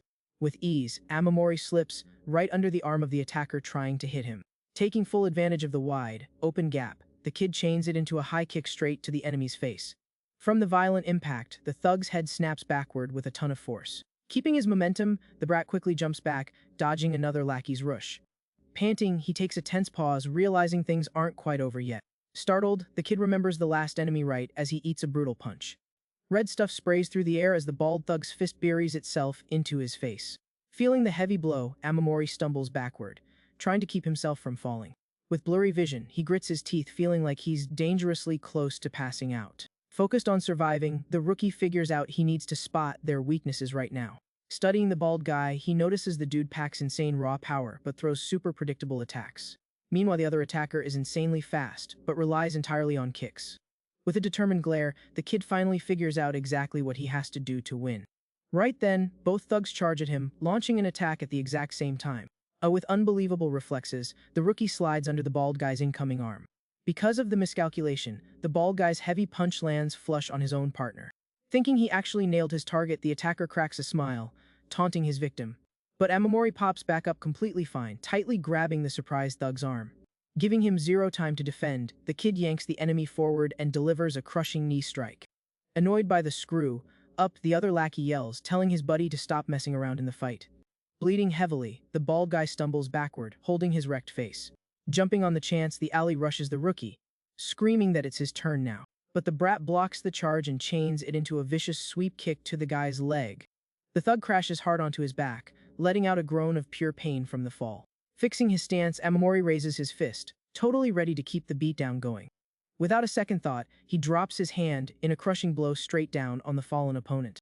Boiling with hate, the bald guy charges again, but the kid warns him it's still not over. With a smooth move, the rookie easily dodges the enemy's desperate punch. Slipping past his wide open guard, he throws another sweep, knocking the big guy off his feet. With his target on the ground, the brat clenches his jaw, prepping his next knockout strike. The hit connects with the bald guy's face, sending red stuff flying everywhere. Completely scrambled, the attacker backs up, struggling just to stay on his feet after the blow. The two thugs regroup, admitting this kid is way stronger than they originally thought. With his pride totally crushed, the lackey grits his teeth, clicking his tongue in sheer anger. Out of options, the duo charges in full speed for one last, desperate attack. Watching them rush in, the rookie instantly realizes they're coordinating their strike.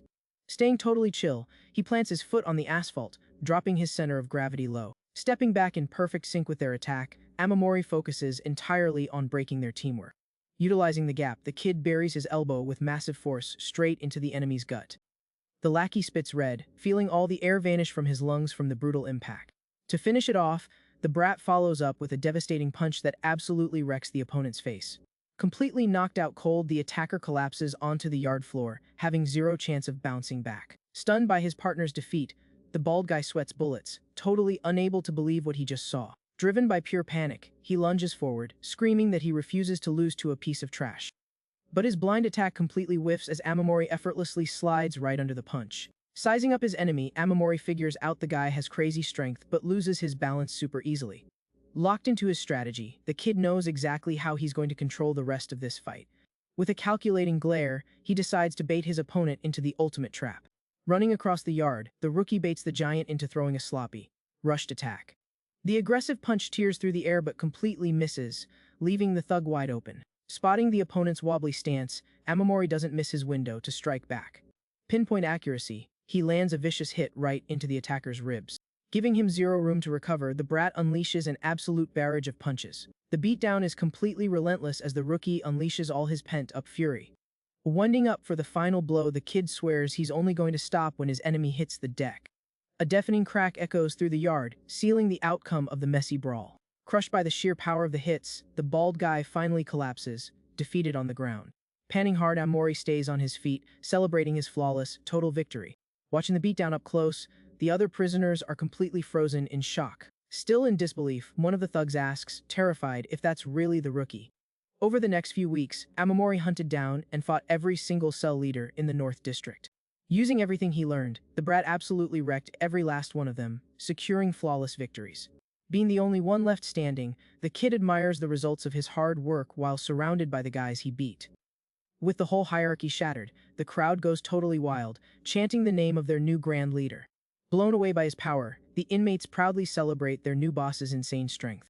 Acting completely submissive, the thugs kiss up to the kid, bringing him clean clothes and water.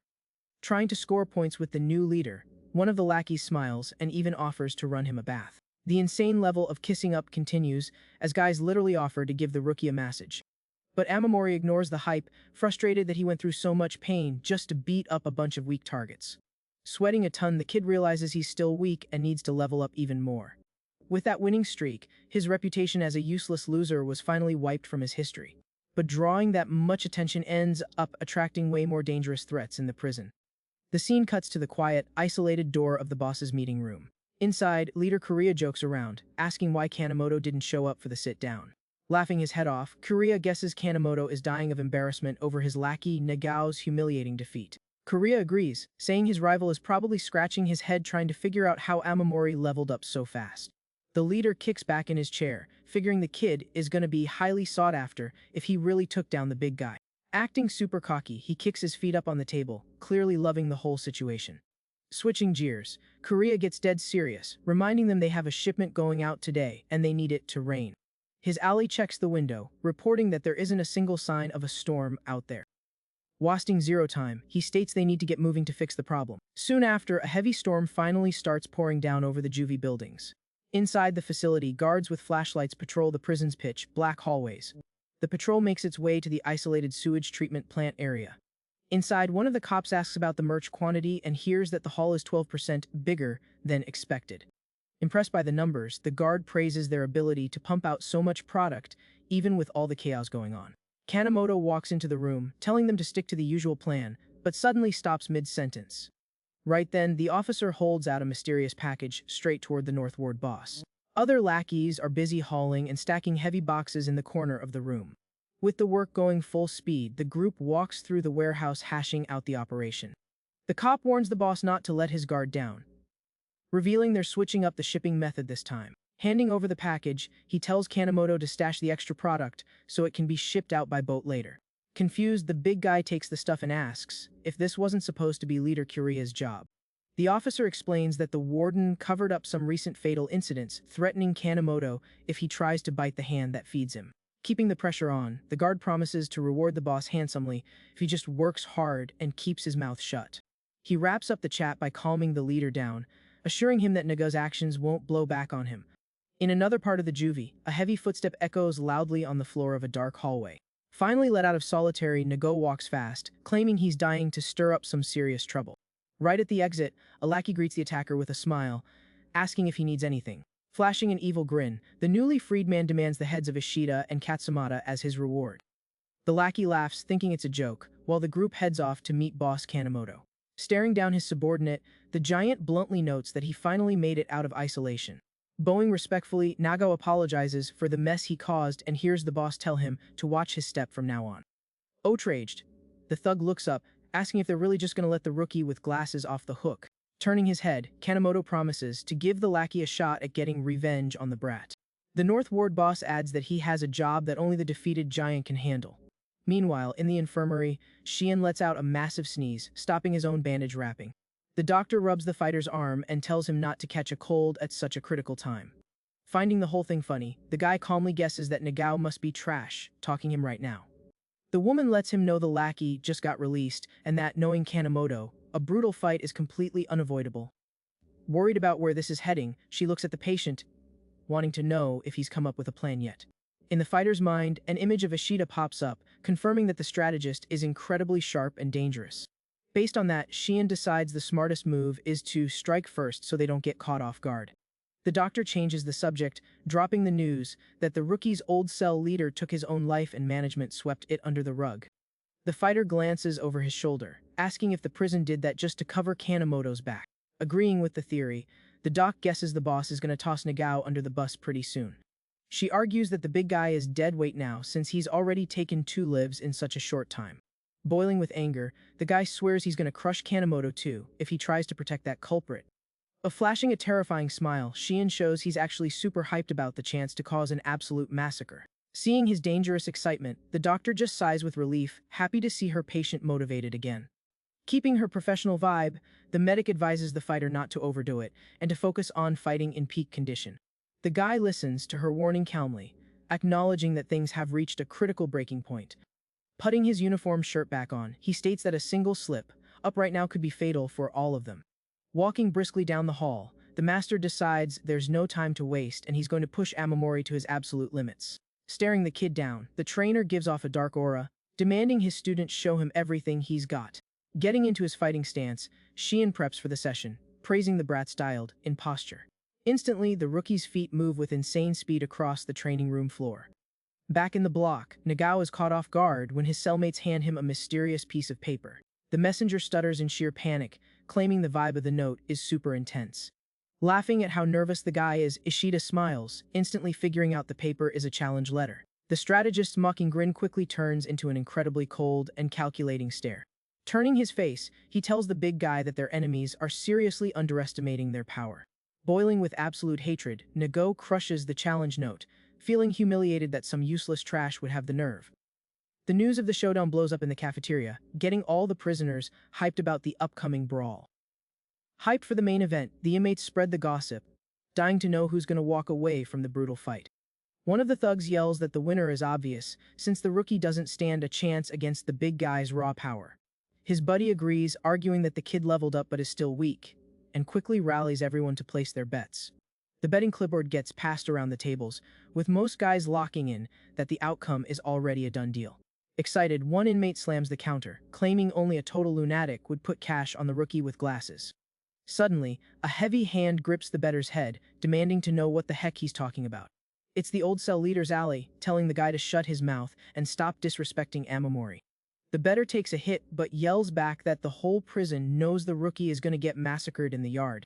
Completely outraged by the disrespect, the ally furiously defends his own boss's honor. At that exact moment, Amamori himself walks into the cafeteria, looking completely calm and confident. Showing ultimate loyalty, the ally drops a bag packed with bets on the table, putting it all on the rookie to win. Night finally falls over the juvie, bringing the highly anticipated free time in the yard. Sprinting frantically down the halls, the ally drags the kid along, warning him they're going to be late for the showdown. Ishida pushes the heavy metal door open to go meet up with the North Ward boss. Taking a drag from his cigarette, Kanemoto mentions Nagao is already in the yard and asks if the strategist has everything ready. The strategist smiles confidently, explaining that the big guy's night vision is absolute garbage, so any surprise attack will rattle him. Smoking a cigarette, Ishida asks if their actual plan is to get both of them knocked out. Hiding in the dark, Kanemoto agrees, claiming Amamori's skills aren't really anything special. Still, the leader figures the rookie's raw strength is enough to put Nagao down. The scene switches to the prison bathroom, where the double doors get thrown open hard. A bunch of inmates shove their way inside, while the big guy complains about what took them so long. Hyped about the whole thing, Nagao asks out loud if anyone else wants to throw money on the fight. Outside, a rookie guard asks his veteran partner if they're really just gonna let this mess slide. The older cop calmly explains that the prisoners just need to blow off some steam every now and then. Tapping his baton in his hand, he warns that stepping in right now would just create a massive headache for them. Pointing his weapon, the cop threatens to toss anyone who tries to interrupt the duel straight into solitary. With the area cleared out, Amamori and Nagao finally stand face to face inside the bathroom. Finding his nerve hilarious, the big guy swears he's going to send the kid straight to the underworld. Keeping his cool, the glasses-wearing rookie reveals exactly why he picked this specific spot. The brat firmly declares that this fight is going to avenge Masaki's passing. Sweat drips down the kid's serious face as he takes a tiny pause in his speech. He finishes by saying everyone here is going to watch the enemy get reduced to a pathetic state. The insult directly hits Nago's pride, making him grit his teeth and curse the kid out. Consumed by rage, the giant charges in, figuring his rival is totally ready to meet his maker. Wasting zero time, the attacker throws a monstrous punch that tears through the humid bathroom air. Using his speed, Amamori ducks, dodging the massive hit by just a hair. Finding the whole thing incredibly boring, the thug mocks him, claiming he didn't feel a thing. The kid realizes the enemy's body is built like a tank as he slips past another heavy swing. Jumping on an opening during the attack, the rookie grabs the big guy's wrist super tight. The brat's fingers dig into the opponent's arm, trying to break his posture. Nagao just uses his insane raw power to violently launch the kid across the room. Skidding across the wet floor, Amamori curses, admitting to himself that this guy is freakishly strong. Walking toward his victim, the attacker asks if that's all he brings to the table. Wiping the blood from his mouth, the rookie thinks about the rival's absolutely insane skill level. With fierce roar, the giant attacks again, questioning the kid's sheer audacity. Showing off crazy reflexes, Amamori slides under the enemy's arm, dodging the hit completely. Right away, Nagao follows up with a brutal kick, catching the kid totally off guard. The violent impact launches Amamori's body into the air with zero chance to defend himself. Without an ounce of pity, the attacker slams the rookie hard against the bathroom floor. Red stuff sprays from the kid's mouth as he feels the crushing pain of the impact. From a distance, one of the guards mutters nervously that things are starting to look really bad. The cops just keep watching the absolute beatdown through the glass door outside. An inmate walks up and asks if the officer doesn't get why another boss is hanging around. He explains that if Amamori wins, he becomes a new leader, completely flipping the power map. The prisoner concludes that's exactly why these high-stakes fights grab everyone's attention. Inside, the thug's massive hand grabs the battered kid by his shirt while he's on the floor. Lifting the victim up, Nagao mocks his weak attempt at revenge and pretends he's trying to remember a name. Overflowing with pure evil, the giant drops Masaki Tamiya's name entirely on purpose. The taunt makes Amamori's blood boil, cursing his enemy out with absolute hatred. Fueled by fury, the brat delivers a violent headbutt, telling him to shut his mouth. The hit lands perfectly on the thug's face, leaving him completely scrambled. Furious about the strike, Nago drops a dark threat, warning the kid he just crossed the line. Suddenly, the bathroom lights start flickering until they completely shut off.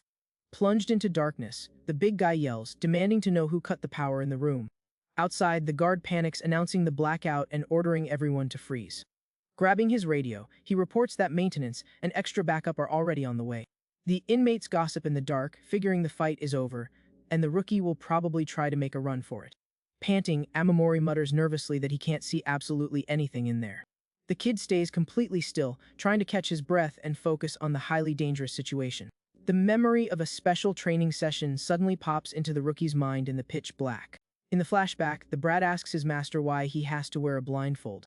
Shion explains that vision is a major weak point and asks what he'd do if he lost it during a fight. Staying completely chill, the fighter advises that you always need to be prepped for this beforehand.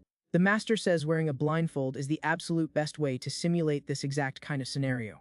He breaks down how sharpening your other senses boosts your reflexes and keeps you calm during an emergency. With the blindfold on, the student nimbly dodges a swinging baton during the drill. The training continues with the order to rely entirely on his hearing and how the air feels on his skin. Shion tells the kid to feel the air shifts so he can map out his surroundings perfectly. Without any warning, the master throws a lightning, fast punch straight at his student's face. Trusting his senses, the brat manages to block the strike even without seeing a thing. Feeling his own skills level up, the kid finally grasps the real purpose behind the lesson. Snap back to reality in the dark bathroom, Amamori realizes he knows exactly what to do now. Laser-focused, he mentally maps the room, remembering his body is his only guide. While Nagao screams in a panic, the rookie pinpoints the enemy's exact location just from the sound. Outside, the guard grumbles in the dark, noticing that nobody inside is moving an inch. The cop threatens to beat anyone who steps out of line, confirming they aren't going to interfere. Supremely confident, Amamori realizes this surprise blackout just turned into a golden opportunity. With light steps, the kid's footsteps silently across the wet bathroom tiles. Moving through the dark, he decides his first strategic move is to completely gas out his opponent. With a quick motion, the rookie kicks a wooden bucket, making a huge racket on the floor. The noise instantly grabs Nego's attention, making him spin around thinking he found his target. Smashing the bucket with a brutal hit, the big guy yells with pure hate that the kid isn't getting away. Immediately after, he turns his head, totally confused when he realizes he didn't hit his target at all. Jumping on the distraction, Amamori pops out of the shadows and lands a solid punch right to the back of the enemy's neck. Feeling the hit, the thug grabs his neck, cursing the brat for pulling dirty tricks. Consumed by rage, Nagao swings at the air, demanding the rookie show himself so he can finish him. In the dark, Amamori notices the enemy's breathing is getting heavier and way more irregular. Analyzing the situation, the kid figures the intense effort is going to make it super hard for him to breathe during the brawl. Meanwhile, the attacker just stands in the middle of the bathroom, gasping for air and struggling hard. Putting his plan into action, the rookie taps his fingers lightly on the wall to make a new sound. Hearing the noise, the big guy charges in, throwing a monstrous punch straight at the sound. But he only hits air, cursing in frustration for missing the target yet again. Hiding in the pitch black, the kid with glasses stays laser, focused on his next move. Keeping the momentum going, the brat kicks him up, making it slide loudly across the wet floor.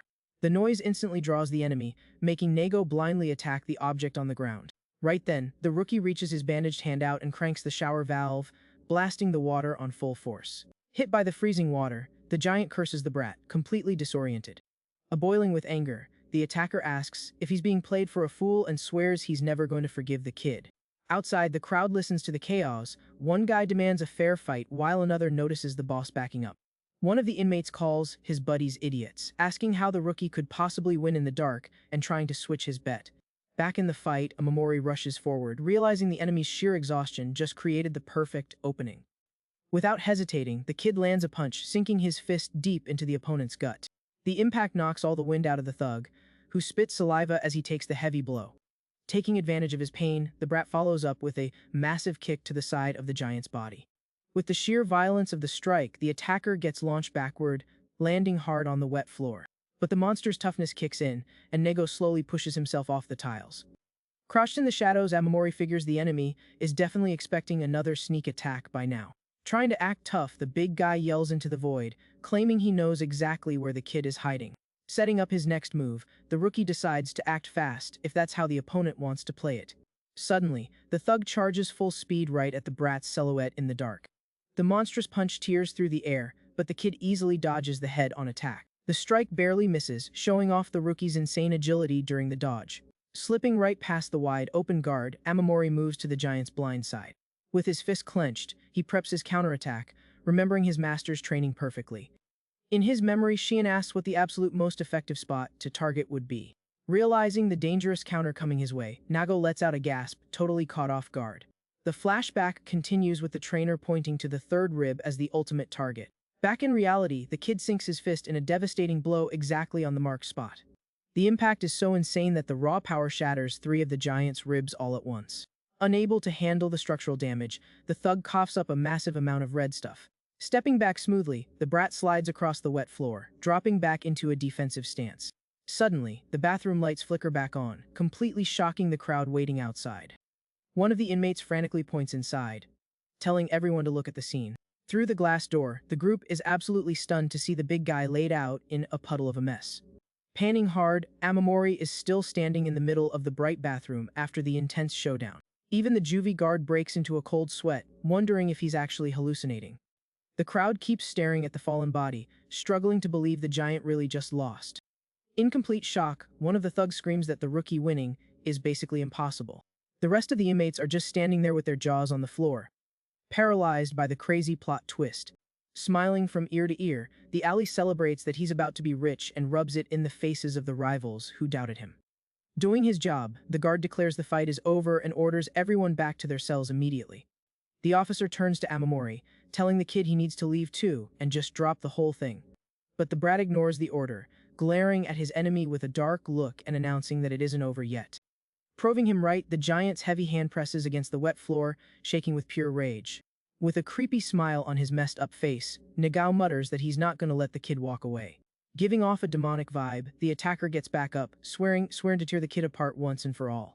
The crowd freezes seeing him stand, whispering in terror that he's an unkillable monster. Stumbling around, the thug drops into an attack stance even though he's completely battered. In a totally cowardly move, the big guy yells out the names of two allies, ordering them to jump into the fight. Amamori watches the scene as the enemy curses his own partners, demanding backup right now. Instantly, two lackeys sprint toward the bathroom, yelling that they're on their way. Rushing in to help the boss, one of the lackeys feels a hand clamp down hard on his shoulder. Ticked off by the delay, the guy spins around cursing, asking what the heck the person thinks they're doing. But the thug's bravery vanishes in a second when he meets the dark, dead-eyed stare of the mysterious fighter. Glaring at the lackey, Shion gives off a terrifying aura, asking exactly where he thinks he's going. The crowd whispers about Shion and Naru's showing up, wondering if the rookie is really that big of a deal. Casually smoking, the East boss jokes around, asking if it's too late to put some money on the kid. Seeing his rival's backup arrive, the big guy figures that's exactly why the brat was acting so cocky. Clenching his fist tight, Naga decides he's going to settle this right here in front of everybody. Eaten up by fury, the thug charges at the kid, swearing he's going to finish him with zero mercy. Staying hyper-focused, Amamori braces himself for the enemy's final, desperate rush. Completely exhausted, the kid admits his tank is empty, and he has to end this in one single strike. With heavy stumps, the bloody monster closes the distance lightning fast for the final attack. Nagao throws a monstrous punch, but the rookie manages to dodge, slipping right past the attacker's arm. In a pure survival reflex, the kid's hand tightly grips a metal pipe from the plumbing. Using the pipe to swing himself, Amamori gains the momentum to dodge while the punch violently smashes into the wall. Charging with absolute fury, Nagao grips a metal pipe and swears today is the day the brat meets his maker. Consumed by pure hate, the big guy swings the makeshift weapon, with everything he's got, telling the kid to fade away. Crazy fast reflexes, Amamori manages to dodge at the very last second, letting the pipe smash into the wet floor. The rookie figures out that a single hit would be game over, and keeping his distance is totally useless against the enemy's reach. Having zero other options, the kid with glasses decides to risk it all and get as close to the attacker as physically possible. Seizing the opening, the brat slides nimbly right under the brute's guard. At that moment, he lands a straight punch right into the opponent's gut, throwing the big guy off balance. But the strike barely seems to faze him, and the thug just shoots him a glare packed with pure rage. Swinging the pipe horizontally, the monster mocks him, asking if the kid really thought that little hit would win the fight. Watching from afar, Katsumata comments that the guy is just trying to muscle his way to a win, but Shion quickly disagrees. Totally dialed in, Amamori ducks fast, barely dodging the lethal swing that slices through the air. Frustrated by the flawless dodge, Nago clenches his jaw, super annoyed that he can't nail his target. Giving the enemy zero time to bounce back, the rookie follows up with a brutal uppercut straight to his chin. The massive force of the impact launches the thug's gigantic body heavily against the floor. Fallen on the ground, the big guy pants heavily, trying to dig deep for the strength to keep fighting. Gripping the metal pipe tight, the attacker absolutely refuses to accept that he's losing. Blinded by fury, Nagao raises the weapon while screaming, demanding the trash just stay on the floor and take it. The swing comes down, slicing the air, but Amamori smoothly slides right under the desperate attack. The rookie's eyes lock onto the perfect target while he preps his fist for the ultimate counterattack. With surgical precision, the kid buries his hand in a devastating strike straight into the giant's chest. The impact totally wrecks the thug's posture, making him collapse heavily onto the floor, spitting up a ton of red stuff. Just to seal the deal, the kid throws one last brutal punch, smashing the fallen enemy's face. Outside, the guards and inmates watch the end of the absolute massacre in complete silence and shock. Completely out of breath, the rookie stays on his feet, staring down at the opponent's knocked-out body. Projecting a dark and terrifying aura, the brat tells the monster to regret what he did to everyone he's ever hurt. Boiling with hate, Amamori coldly declares that the attacker deserves to rot in the underworld. Totally disfigured and covered in a mess, Nagao officially blacks out after the savage beatdown. The bloody brawl finally wraps up, with the rookie taking a deep breath next to the defeated giant. The crowd at the door is still frozen, unable to believe the kid actually pulled off such a crushing win. But the extreme exhaustion catches up to him, and the kid stumbles forward, almost totally losing his balance. Zero energy left to stand, Amamori starts to collapse, but Shion sprints over to catch him. Moving lightning fast, the master catches his student's battered body, stopping him from face, planting into the tiles. Showing a face full of relief, the kid mumbles that he actually won and asks if the trainer saw the whole thing. Smiling back like a proud friend, the fighter praises the kid, telling him he was absolutely incredible out there. Laid out in a puddle of a mess, the defeated monster is all the proof anyone needs of the massacre that just went down. Carried by his master, Amamori gets crowned the undisputed winner while the stunned crowd watches. The story shifts to the meeting room, where a super stressed lackey is pouring a drink for boss Kanemoto. Watching the vibe, another inmate whispers that the tension usually isn't this insane in here. Finding it funny, Kuria explains that the big guy has been in a pretty full mood lately because of everything that's happened. Trying to mask how tense he is, the North Ward leader apologizes, claiming he didn't mean to spook anyone. Keeping up the fake friendly act, the boss excuses his behavior, saying he's just really concerned about everyone's well-being. The South leader cracks up at the lame excuse, sarcastically saying his rival shouldn't lose any sleep over them. Pointing at his crew, Kanemoto hides his rage, stating there's no reason to worry about guys who behave. Right then, Kuria brings up that the Justice Department is doing an inspection and warns that everyone needs to play nice. Leaning back in his chair, the North leader confidently swears he can handle the situation without a hitch. The guard steps in, warning the boss that any drama will get him shipped straight to a real maximum security prison. Lost in his own thoughts, Kanemoto listens quietly as he's told he'll lose all his VIP perks if he gets transferred. With a strict tone, the officer tells the leader not to make things difficult if he wants to keep living the good life in here. Taking the opening, Kuria guarantees the South District is totally chill but throws shade at his rival's ward. Sounding super cynical, the pink-haired leader asks if the North Ward isn't going to fall apart without a boss running things. The jab makes the big guy grind his teeth, boiling with rage, feeling like his rival is definitely pushing it. The cop cuts off the argument, pointing out that according to the rules, Amamori has to step up as the new cell leader. Flexing his authority, the guard warns that the boss doesn't have the right to veto it since it's a direct order. Fueled by fury, Kanemoto slams the table, demanding they leave personal feelings out of it because the rules are absolute. Watching him lose his cool, Kuria asks his ally Katsumata to handle things with a bit more grace. The North boss accuses the guards of moving the kid to his ward just to feed his brother's grudge. Trying to calm things down, the officer explains it's just a totally preventive move since they have no clue how the new warden will react. With a creepy glare, the giant agrees to the rookie's temporary promotion, already plotting to absolutely crush him later. Happy with the answer, the guard announces that the cell leadership issue is officially closed. Steam rises from the hot cup on the table, while the officer switches gears to talk about the prison's production numbers. Gripping his cup with pure hate, Kanemoto gets told he needs to be way more careful with his operations from now on. The day stays chill outside, with the sun shining through the thick bars of Juvi's windows. In the infirmary hallway, an excited crowd is pushing and shoving, trying to get a peek at what's going on inside. Having zero patience for the racket, the doctor throws the door open, screaming for everyone to shut up and let her patients rest. Scared of her yelling, one of the inmates stutters, asking if the cell leader actually survived the fight. Boiling with rage, the doc threatens to end anyone who dares to make another sound in that hallway. Out of nowhere, steady, calm footsteps get closer, cutting right through the noise of the hyped-up prisoners.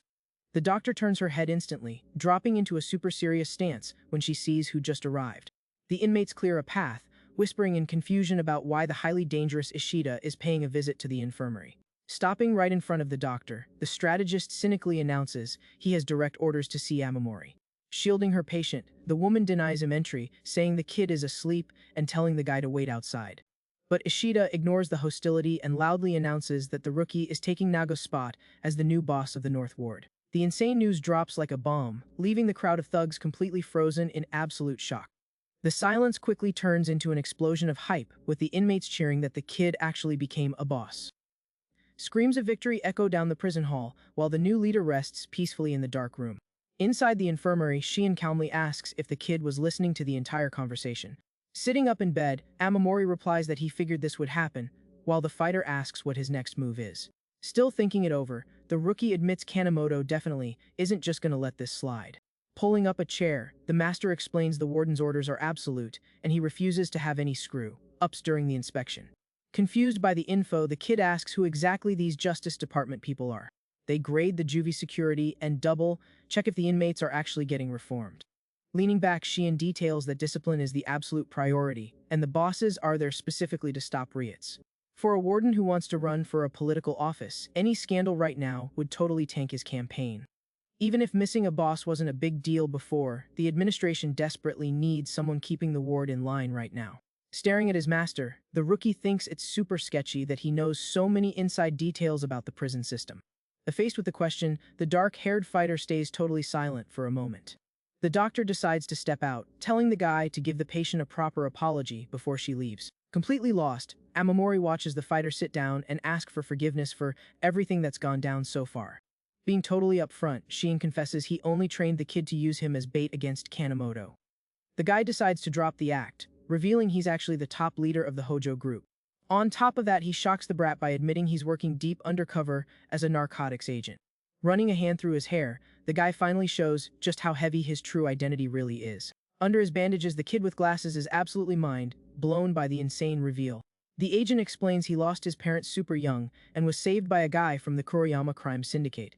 After begging for combat lessons, he ended up getting food and a place to sleep from that mysterious dude. Even though he was a huge lifesaver back then, the guy was hiding a really awful secret. That dude was literally the second in command of the entire Kuriyama syndicate. The rookie asks what happened to him and finds out he was eliminated when he tried to walk away from the gang. That only happened because his savior couldn't stomach the organization's dirty tactics anymore. Back then, the syndicate was up to its neck in human trafficking and pushing heavy contraband. Staring at his own hands, Sheehan explains that this is exactly why he ended up in this place. The kid instantly figures out that his secret mission was to investigate the juvie center. He reveals the criminals spiked in Ali's drink to take him out, but the victim ended up ending it all himself first. The agent names Hokuto Shindo as the culprit behind both tragedies and swears he's never going to forgive that jerk. It was right after that tragedy that he built his own group from the ground up with the help of a few contacts. Now undercover, his main goal is to find the hard evidence of the illegal contraband to crush the syndicate for good. Exhausted, he regrets dragging the kid into the mission, saying he just wanted to protect him since no one protected him back in the day.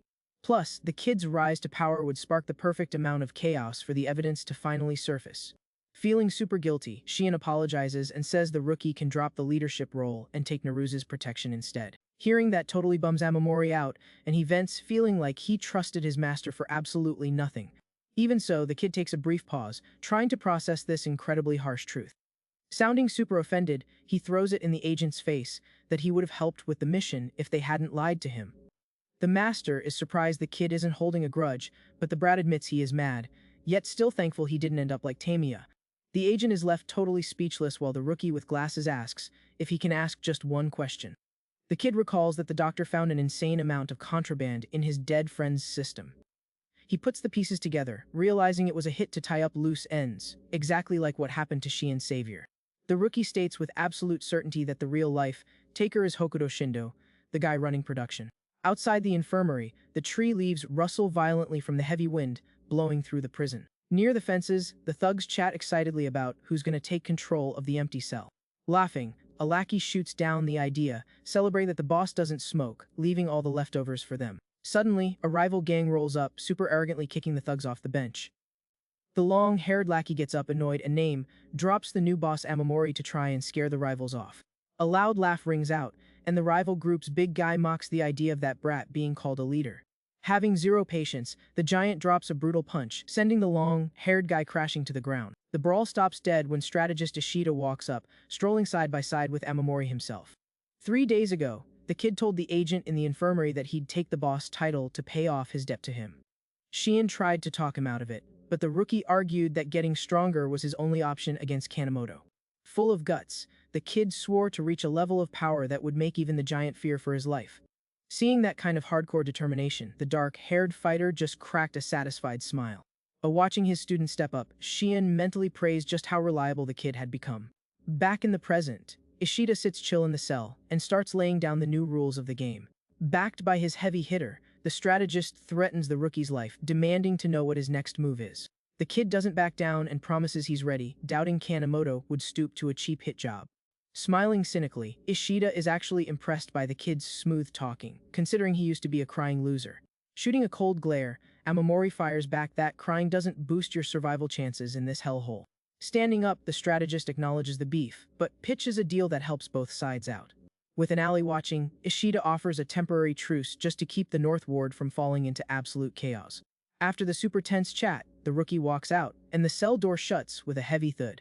Lighting up a cigarette, the strategist listens to his lackey ask what he thinks about all that cockiness. Blowing smoke, Ishida admits the kid is going to be super useful, but still raises some major red flags.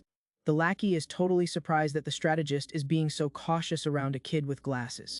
The strategist figures the brat's underdog story will actually help keep the rest of the ward in line. Even so, he warns that the kid won't just be an obedient pawn, and having Shion backing him makes things way worse.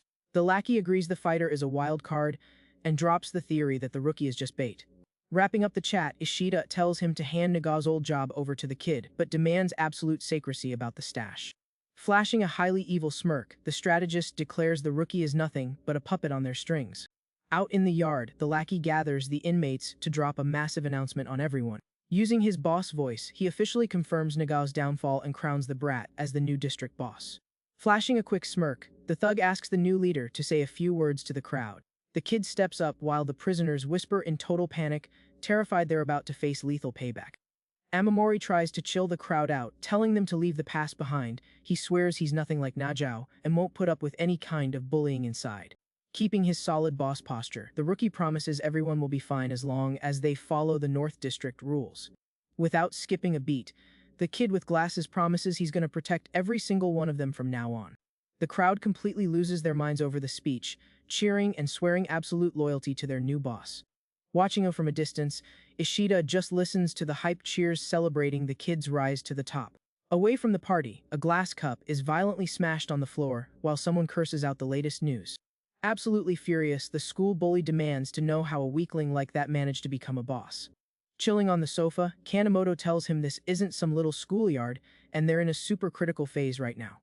Boiling with rage, the younger brother demands he keep his promise to make the kid's life a living nightmare, calling Kanemoto a selfish jerk. The giant claps back, reminding him their mom worked hard to get Amamori locked up in there. He warns that making a move now would ruin both of them. Asking him to chill, the North Ward boss swears he'd never turn his back on his little brother and tells him to just ride it out for a bit. Shooting him a deadly glare, Kanemoto warns that their mom might just disown the brat if he keeps running his mouth like that. Shaking with terror at the threat, the bully backs down and mutters that he'll just handle the problem himself. Consumed by pure hate, the attacker swears that even without laying a finger on the rookie, he'll do whatever he wants to the people the kid loves. The scene cuts to the closed door of Juvi's visitation room, where the vibe is completely dead silent. In the hall, the guard warns the brat he'll be thrown straight into solitary if he raises his voice or starts any drama during the visit. Super stoked, Amamori mentally gives thanks for the boss perks and can't wait to finally see his mom again. Before the kid can get too far, the officer calls him out down the hallway again. Checking his clipboard, the cop lets him know the visit is actually going down in a totally different spot. Having no clue what's going on, the rookie just nods and follows the guard to the new location. Their fast steps stop right in front of a metal sign that says, "Private Visitation Room." Opening the door to the VIP room, the officer orders the prisoner to step inside immediately. With a massive smile on his face, the kid with glasses walks in, excitedly calling out for his mom. Stepping inside, he apologizes for being late, totally assuming she was already in there waiting for him. Meanwhile, right outside the juvie walls, a woman is sprinting desperately toward the main gate. Standing at his post, the cop recognizes the out-of-breath visitor and clearly has zero patience for her. Super exhausted, Amamori's mom begs for a chance to see her son, apologizing profusely for running late. Checking the logbook, the guard tells the woman she'll just have to wait outside for a minute. Scanning the paperwork carefully, the officer notices something really sketchy on the list. The cop tells her someone else already went in to see the kid, and the rules only allow one guest at a time. With his hands tied, the guard tells her to try again another day, leaving the woman in an absolute panic. Gripping the gate, she cries and begs for an exception, but the cop stands his ground, strictly enforcing the rules. Heartbroken, the mom begs him to at least tell her the name of the person who's in there with her boy. Checking the log again, the officer rubs his chin while scanning the paper for the info. The cop reveals that the mystery visitor signed in claiming to be the prisoner's absolute best friend. Back in the private room, the rookie's smile vanishes instantly the second he realizes who's sitting on the other side of the glass. A dark figure wearing a hood is waiting in total silence behind the reinforced glass booth. The tension in the room goes through the roof as the kid slowly walks up to the partition. Breaking the heavy silence, the visitor raises a hand and taps lightly on the glass to get his attention. The kid's eyes go dark instantly, getting a seriously bad vibe about this surprise visit. Swallowing hard, Amamori picks up the booth's phone to finally find out what this intruder wants. On the other side, Kanemoto's little brother cracks a sick smile, calling the kid his favorite toy. Dripping with pure malice and mockery, the bully says the victim's name, totally soaking in the moment. Bringing up the past, the attacker confesses he's felt incredibly special ever since he was a little kid. He explains he came from a super rich and powerful family, bragging that any mistake he made would be instantly brushed off. That get out of jail free card let him beat up whoever he wanted without ever facing a single consequence in his life. The bully remembers how people would just drop their heads, purely terrified of going up against his family's empire. With his future completely set, he truly believed he could just keep doing whatever he wanted without hearing a single complaint. That perfect life made the attacker feel like he was literally an untouchable god walking among regular people. But that power trip completely shattered the day some idiot actually had the guts to fight back. Not even all the money in the world could fix the damage, and the doctor confirmed his face would never be the same again. Isolated in his hospital room, the bully had to face the fact that plastic surgery was going to leave him with monstrous scars forever. Missing his nose, he hid from the world, absolutely dying of shame from all the weird looks he got on the street. Locked away in his own dark bedroom, the attacker watched his bright future completely vanish into thin air.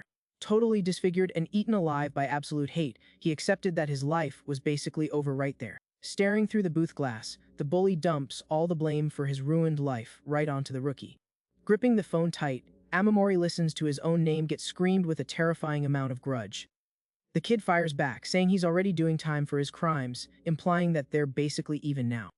Letting out a muffled laugh, the attacker mocks how naive the kid is, calling his logic complete garbage. The bully warns that the giant from the North Ward hasn't even started playing rough yet, swearing that the kid's permanent exit is the only way to settle the score. Pointing a finger, the intruder threatens to handle things himself since Kanemoto is taking way too long to finish the target. He reveals he spent a ton of time plotting the perfect revenge until he finally had an absolutely brilliant idea. Pulling out the food container, the attacker mentions the famous spicy rice balls the kid's mom makes. Viciously stabbing the food with a chopstick, he flashes a sick smile, praising how amazing the food tastes. Pure panic hits Amamori, who crushes the phone, demanding to know what the psycho did to his mom. Faking sympathy, the bully slides a phone across the counter, saying he recorded a super special video so he wouldn't miss her so much. Leaning back in his chair, the psycho tells the prisoner to pay very close attention to the screen. The kid's face freezes in absolute horror the second the video shows the person he loves most in the world. The clip shows the woman getting brutally beaten by thugs, while the attacker brags about how nice the camera quality is. Standing up and mocking him, the coward complains that kicking a skinny woman was boring, but praises how tough she was during the torture. The absolute massacre on the screen keeps going without mercy, showing his mom didn't stand a chance against the gang. A boiling with absolute hate and a totally demonic look in his eyes, the kid swears he'll never forgive the guys who pulled off this cowardly attack. Eaten up by despair and rage, the kid drops the phone and lets out a gut-wrenching scream, calling out his enemy's name. In a blind fit of rage, he smashes his fist with everything he has into the bulletproof glass, separating them in the booth. The monstrous impact actually cracks the reinforced glass, proving the rookie's patience has hit its absolute darkest limit. Consumed by absolute hate, the kid swears with every fiber of his being that he's going to eliminate the jerk. Pounding the cracked glass again, he promises there's zero chance he's letting this slide. Totally losing it, the rookie screams at the top of his lungs, repeating his death threat against the attacker. Banging wildly on the booth, the kid demands the coward only mess with him, since his mom has absolutely nothing to do with this beef. Instantly, a guard grabs the kid from behind, telling him to stop the freak out unless he wants to get punished. But Amamori ignores the cop completely and keeps calling the intruder a coward, demanding a fair one-on-one fight face-to-face. Losing all patience with the mess, the cop yanks the prisoner even harder and screams that enough is enough. Driven by blind rage, the brat throws a brutal elbow straight into the guard's face. With the insane force of the hit, the officer gets sent flying, crashing hard onto the room's floor. Seeing the absolute mess, another cop panics and radios for immediate backup to lock down the situation. On his knees with a bloody hand, the kid keeps pounding the glass while the guard realizes he's completely snapped. On the other side, the psycho loves the victim's despair and taunts him, telling him to hit it harder until he bleeds. At that exact moment, the armed backup squad storms the visitation room, rushing in to shut down the riot. Getting pinned brutally to the floor, the rookie thrashes around, demanding they let him go so he can finish that jerk. Completely pinned down, the kid lets out one last furious scream, telling his enemy not to run away. Casually getting up from his chair, the bully announces they'll be seeing each other again real soon. Flashing a sadistic look, he promises he's going to keep a very close eye on the kid's mom. The kid fights the cops with everything he has, screaming for the coward not to even try running. Getting dragged out of the room by the security squad, Amamori screams frantically, begging the guy to wait. Right then, the heavy visitation room door slams shut, officially ending the terrifying meetup. The scene cuts to the heavy footsteps of the prisoner being marched down the dark halls of the punishment block. Having absolutely zero patience, the officer brutally shoves the kid straight into the isolation cell. Locking the bars, the guard tells the brat to use this time to think about the massive mistake he just made. The cold click of the lock echoes through the room, leaving the rookie totally alone in the pitch black solitary cell. With his head down, the kid wonders what the heck he needs to do to save his mom's life. He thinks about asking his master for help, but quickly gets frustrated, realizing he can't keep relying on everyone else for everything. Eaten alive by guilt, he beats himself up for being weak and unable to protect the most important person in his world. Overwhelmed by hate and frustration, the kid punches the concrete wall hard, cursing his own helplessness. Far away, a mysterious figure waits, leaning against the wall in a dimly lit hallway of the prison. Hearing the punches, boss Kuriha casually mentions that nobody in the world would suffer if throwing tantrums actually fixed things. Recognizing the voice instantly, the kid with glasses walks up to the bars, asking what Kuriha is doing down there. The South Ward leader says he heard about Kanemoto's brother visiting, but was actually surprised the rookie got locked up. Looking super curious, the guy presses his face against the bars, demanding to know what kind of drama he missed out on. Completely drained by the whole mess, the kid swallows hard and just stays dead quiet in the dark cell. Breaking the heavy vibe, the brat asks if the boss came to mock him, but Korea swears that's not it at all. Keeping a dead serious posture, the South District leader straight up offers to team up with him. Totally blindsided by the random offer, Amamori claims he has zero use for someone with that much power. Korea quickly points out that the kid is terrified Kanemoto is going to finish him off before he ever sees his mom again. The leader admits he hates the big guy too, since the rival's presence is the only thing stopping him from being the absolute top dog in juvie. Promising total safety, the guy explains that if they get rid of the monster, the kid can become a real boss. Not buying the nice guy act, the rookie says the guy doesn't seem like he's doing this out of the goodness of his heart and demands to know the real catch. Being totally upfront, the leader demands the kid hand over the North Ward's shady business and just stay out of his way.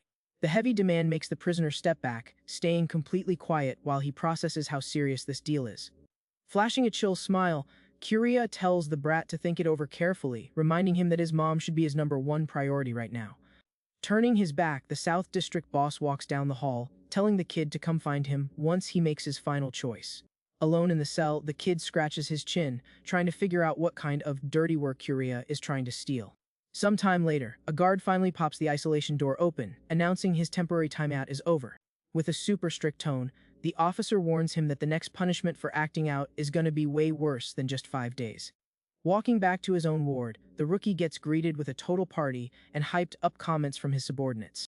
Ignoring the chaos in the hallway, the kid turns the knob, quietly opening the door to the medical office. Stepping inside, he looks for the doctor he knows, but quickly spots the silhouette of a completely different woman in there. Hearing her patient's voice, the mysterious nurse looks up, seeming a little confused by the visit. Standing near the entrance, the brat totally freezes, having no clue where the doc he knows went.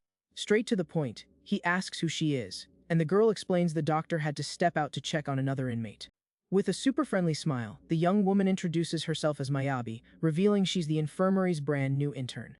She steps closer, worried and wanting to examine the kid, who backs away awkwardly, swearing he's just there for a routine check-up.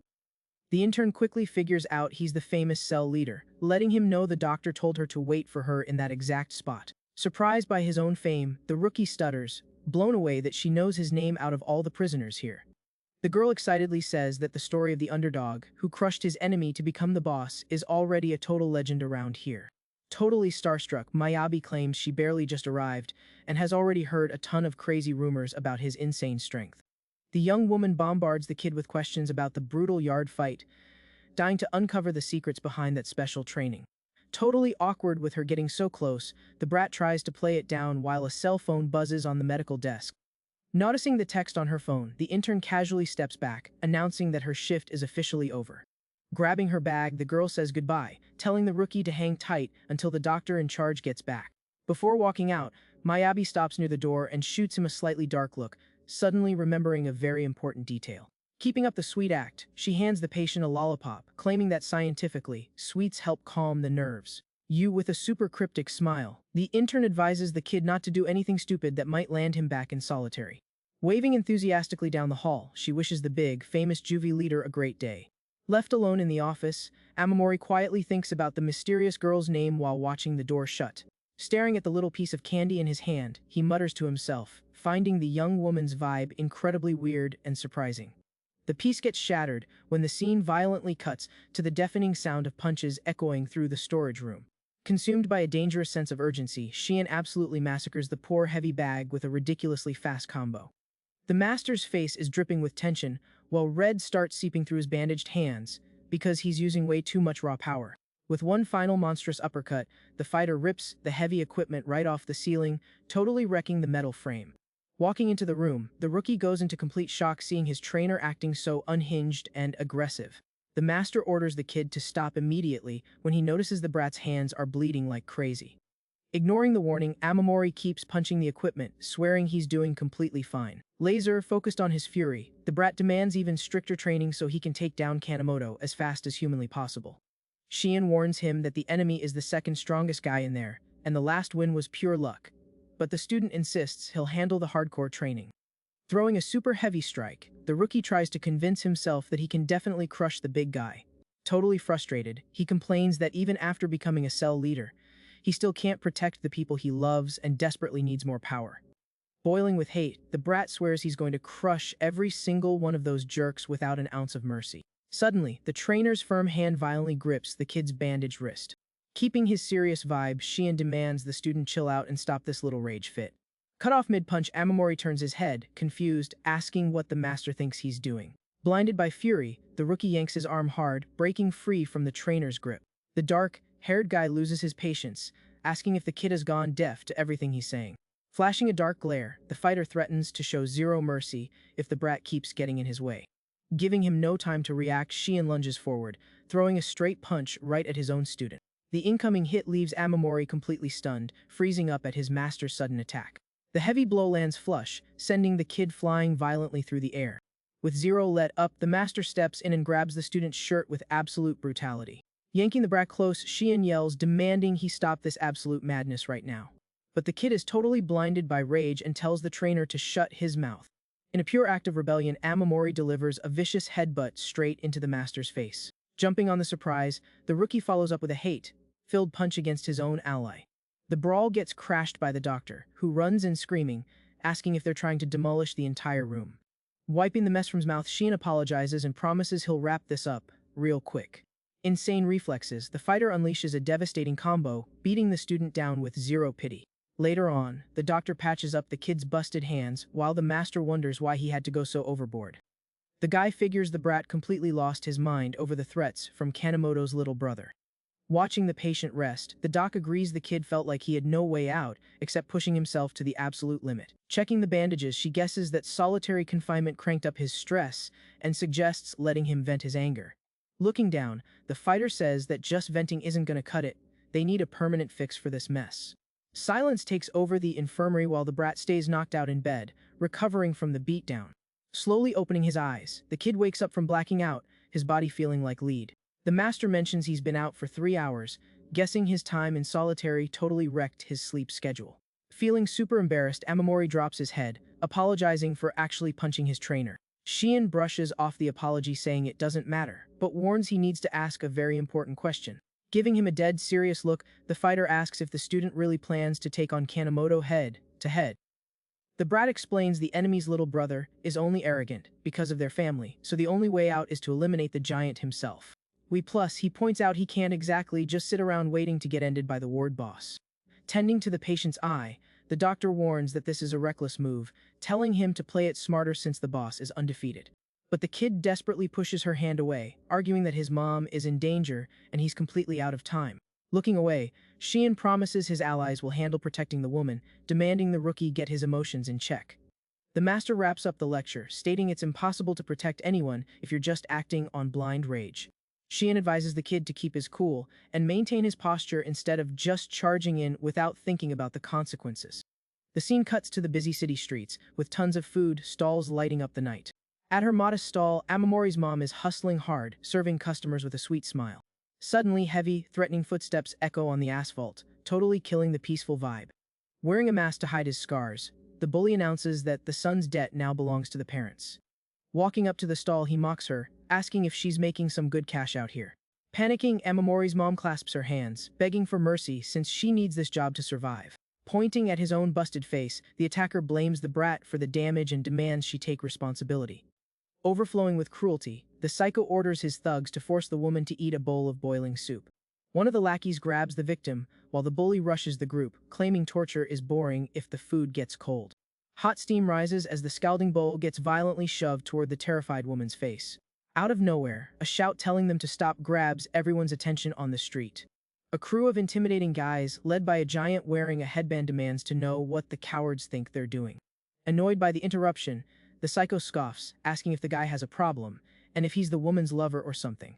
Having zero patience, the bully slaps the giant's face disrespectfully and starts dropping his family's status. But the big guy doesn't even flinch at the hit.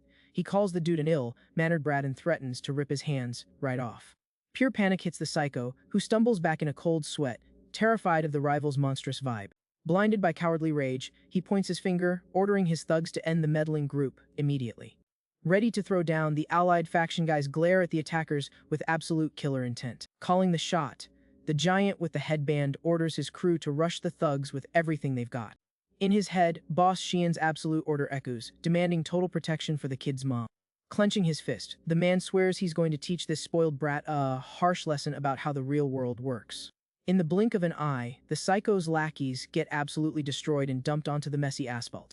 Showing zero mercy, the alley drops a devastating punch right in the middle of the masked attacker's face. With the violent impact, the bully gets launched backward, crashing heavily onto the street. Red stuff splatters across the pavement while the psycho lies there, feeling the crushing pain of the blow. Just to add insult to injury, the giant violently stomps on the loser's head, pinning him to the ground. Staring down at the trash at his feet, the man asks coldly if the coward wants to keep getting beat up. He warns that this beatdown is just a little appetizer to teach the kid some manners. Crushing the psycho into the pavement, the giant swears he's going to rip his hands off the next time they cross paths. Turning his back on the fallen trash, the group walks away, warning the cowards to never show their faces around there again. Super relieved, Amamori's mom thanks them from the bottom of her heart, while the leader tells her to call if anything else happens. Lying in the street, the bully's eyes go dark, swearing he's going to permanently end every single jerk who humiliated him. Peace finally returns to the lit-up street as the faction walks away, fading into the night. Walking the city streets, a young Sheehan is minding his own business on a heavy, rainy day. Suddenly, a massive thug bumps super hard into the kid's shoulder. Annoyed by the hit, the young guy yells, demanding the dude watch where he's going. The attacker turns around, confused, and warns him that this isn't a playground for brats. Consumed by rage, the young guy's eyes go dark, proving his patience just hit zero. Boiling with hate, Sheehan screams a threat, telling the guy never to call him a brat again. The scene cuts to the inside of a high-end VIP club with flashing lights and a totally hyped crowd. On stage, the DJ is blasting music while everyone goes wild on the dance floor. Walking through the venue, waitresses are weaving around, dropping off drinks for the VIPs. One of the servers stops at a fancy door, politely asking for permission to come in. Holding her tray, she sweetly announces she brought the drinks they ordered. Stepping into the VIP room, the woman sets the bottles down on the table of a highly dangerous crew. Right then, a thug forcefully grabs a girl, telling her to knock off the innocent act. Sick of getting rejected, the lackey violently slams his glass down on the table. The impact is so brutal that the glass shatters into dozens of pieces all over the floor. Yanking the girl's hair, the thug asks if she wants a fight, dropping the Kuroyama syndicate to scare her. Instantly, a firm hand grips the cowardly attacker's shoulder like a vice. Giving off a terrifying vibe, a platinum-haired guy tells him never to lay a hand on a woman. Without waiting for a response, he unleashes a monstrous punch, sending the thug flying across the room. The other lackeys jump up in a panic, realizing exactly who just walked through the door. Recognizing the syndicate's vice president, they get told it's incredibly rude to ruin other people's parties. Totally terrified, the attacker drops to his knees, begging for mercy and swearing he'll never mess up again. Keeping his voice ice cold, the man asks if this piece of trash knows what he hates most in the entire world. Casually pacing the room, he lists guys who hit women and cowards who use the syndicate's name as a shield. With a lethal aura, the leader points out that this loser just managed to make both mistakes at the exact same time. Pure panic hits the lackey when he sees a sharp blade getting way too close to his face. An agonizing scream tears through the room as red stuff sprays violently into the air. Collapsed on the floor, the thug cries in pain, clutching his totally wrecked face. The vice president turns his head, getting the terrified waitress's attention. Tossing a fat stack of cash on the table, he offers the money as an apology for the whole mess. Dripping with charm, the leader claims the Kuroyama group always does things the right way. Massively relieved, the woman bows, thanking him from the bottom of her heart for saving her. Walking toward the exit, the platinum-haired guy orders his crew to sell the lackey on the black market. He decrees that this trash is going to have to pay off his financial debt using his own body. On the floor of the VIP room, a red puddle marks the end of that absolute brutal punishment. Chilling on the sofa, the leader tells all his allies to get back to enjoying the party. Raising his glass, he announces that the next round of drinks is completely on him. But the celebration gets cut short when a lackey opens the door, asking for a second. The vice president turns his head immediately, listening to the whispered message from his ally. Looking dead serious, he hears that someone just beat the absolute crap out of one of their subordinates on the street. The lackey suggests checking it out since it's super rare. But the leader shoots the idea down on the spot. Finding the whole thing incredibly interesting, the platinum-haired guy decides he's gonna go handle this problem personally. The scene cuts to a dark city alley, lit only by the faint glow of the moon. Panning and rocking a bruised face, young Xian clenches his jaw, looking absolutely furious. Without an ounce of pity, the kid delivers a cheap kick to the thug, who's already knocked out on the floor. Checking out the damage, the young guy stands tall, staring down the body of his defeated attacker. With a heavy stomp, he crushes the chest of the thug lying on the wet asphalt. Consumed by blind rage, the kid screams, demanding the coward repeat exactly what he said earlier. Sinking his fist into the enemy's face, Xian furiously asks who the heck he was calling a brat. With zero energy left to fight back, the attacker just lets out a weak groan, feeling the pain of the beatdown. Laughing at his rival's weakness, the kid mocks how pathetic the guy is and drops a threat. Suddenly, the sound of slow clapping cuts through the silence as the vice president praises his good work. The kid spins around surprised, staring at the platinum-haired leader walking into the alley. Sizing the kid up, Hokuto claims he's got a ton of power and potential, but acts way too recklessly. Keeping his guard up, Xian demands to know who the weirdo is, and the guy introduces himself as Hokuto Shindo from the Kuroyama group. Flashing an intimidating vibe, the leader orders the young guy to follow him without asking any questions. Putting a hand on the kid's shoulder, Hokuto promises he's going to make him incredibly strong.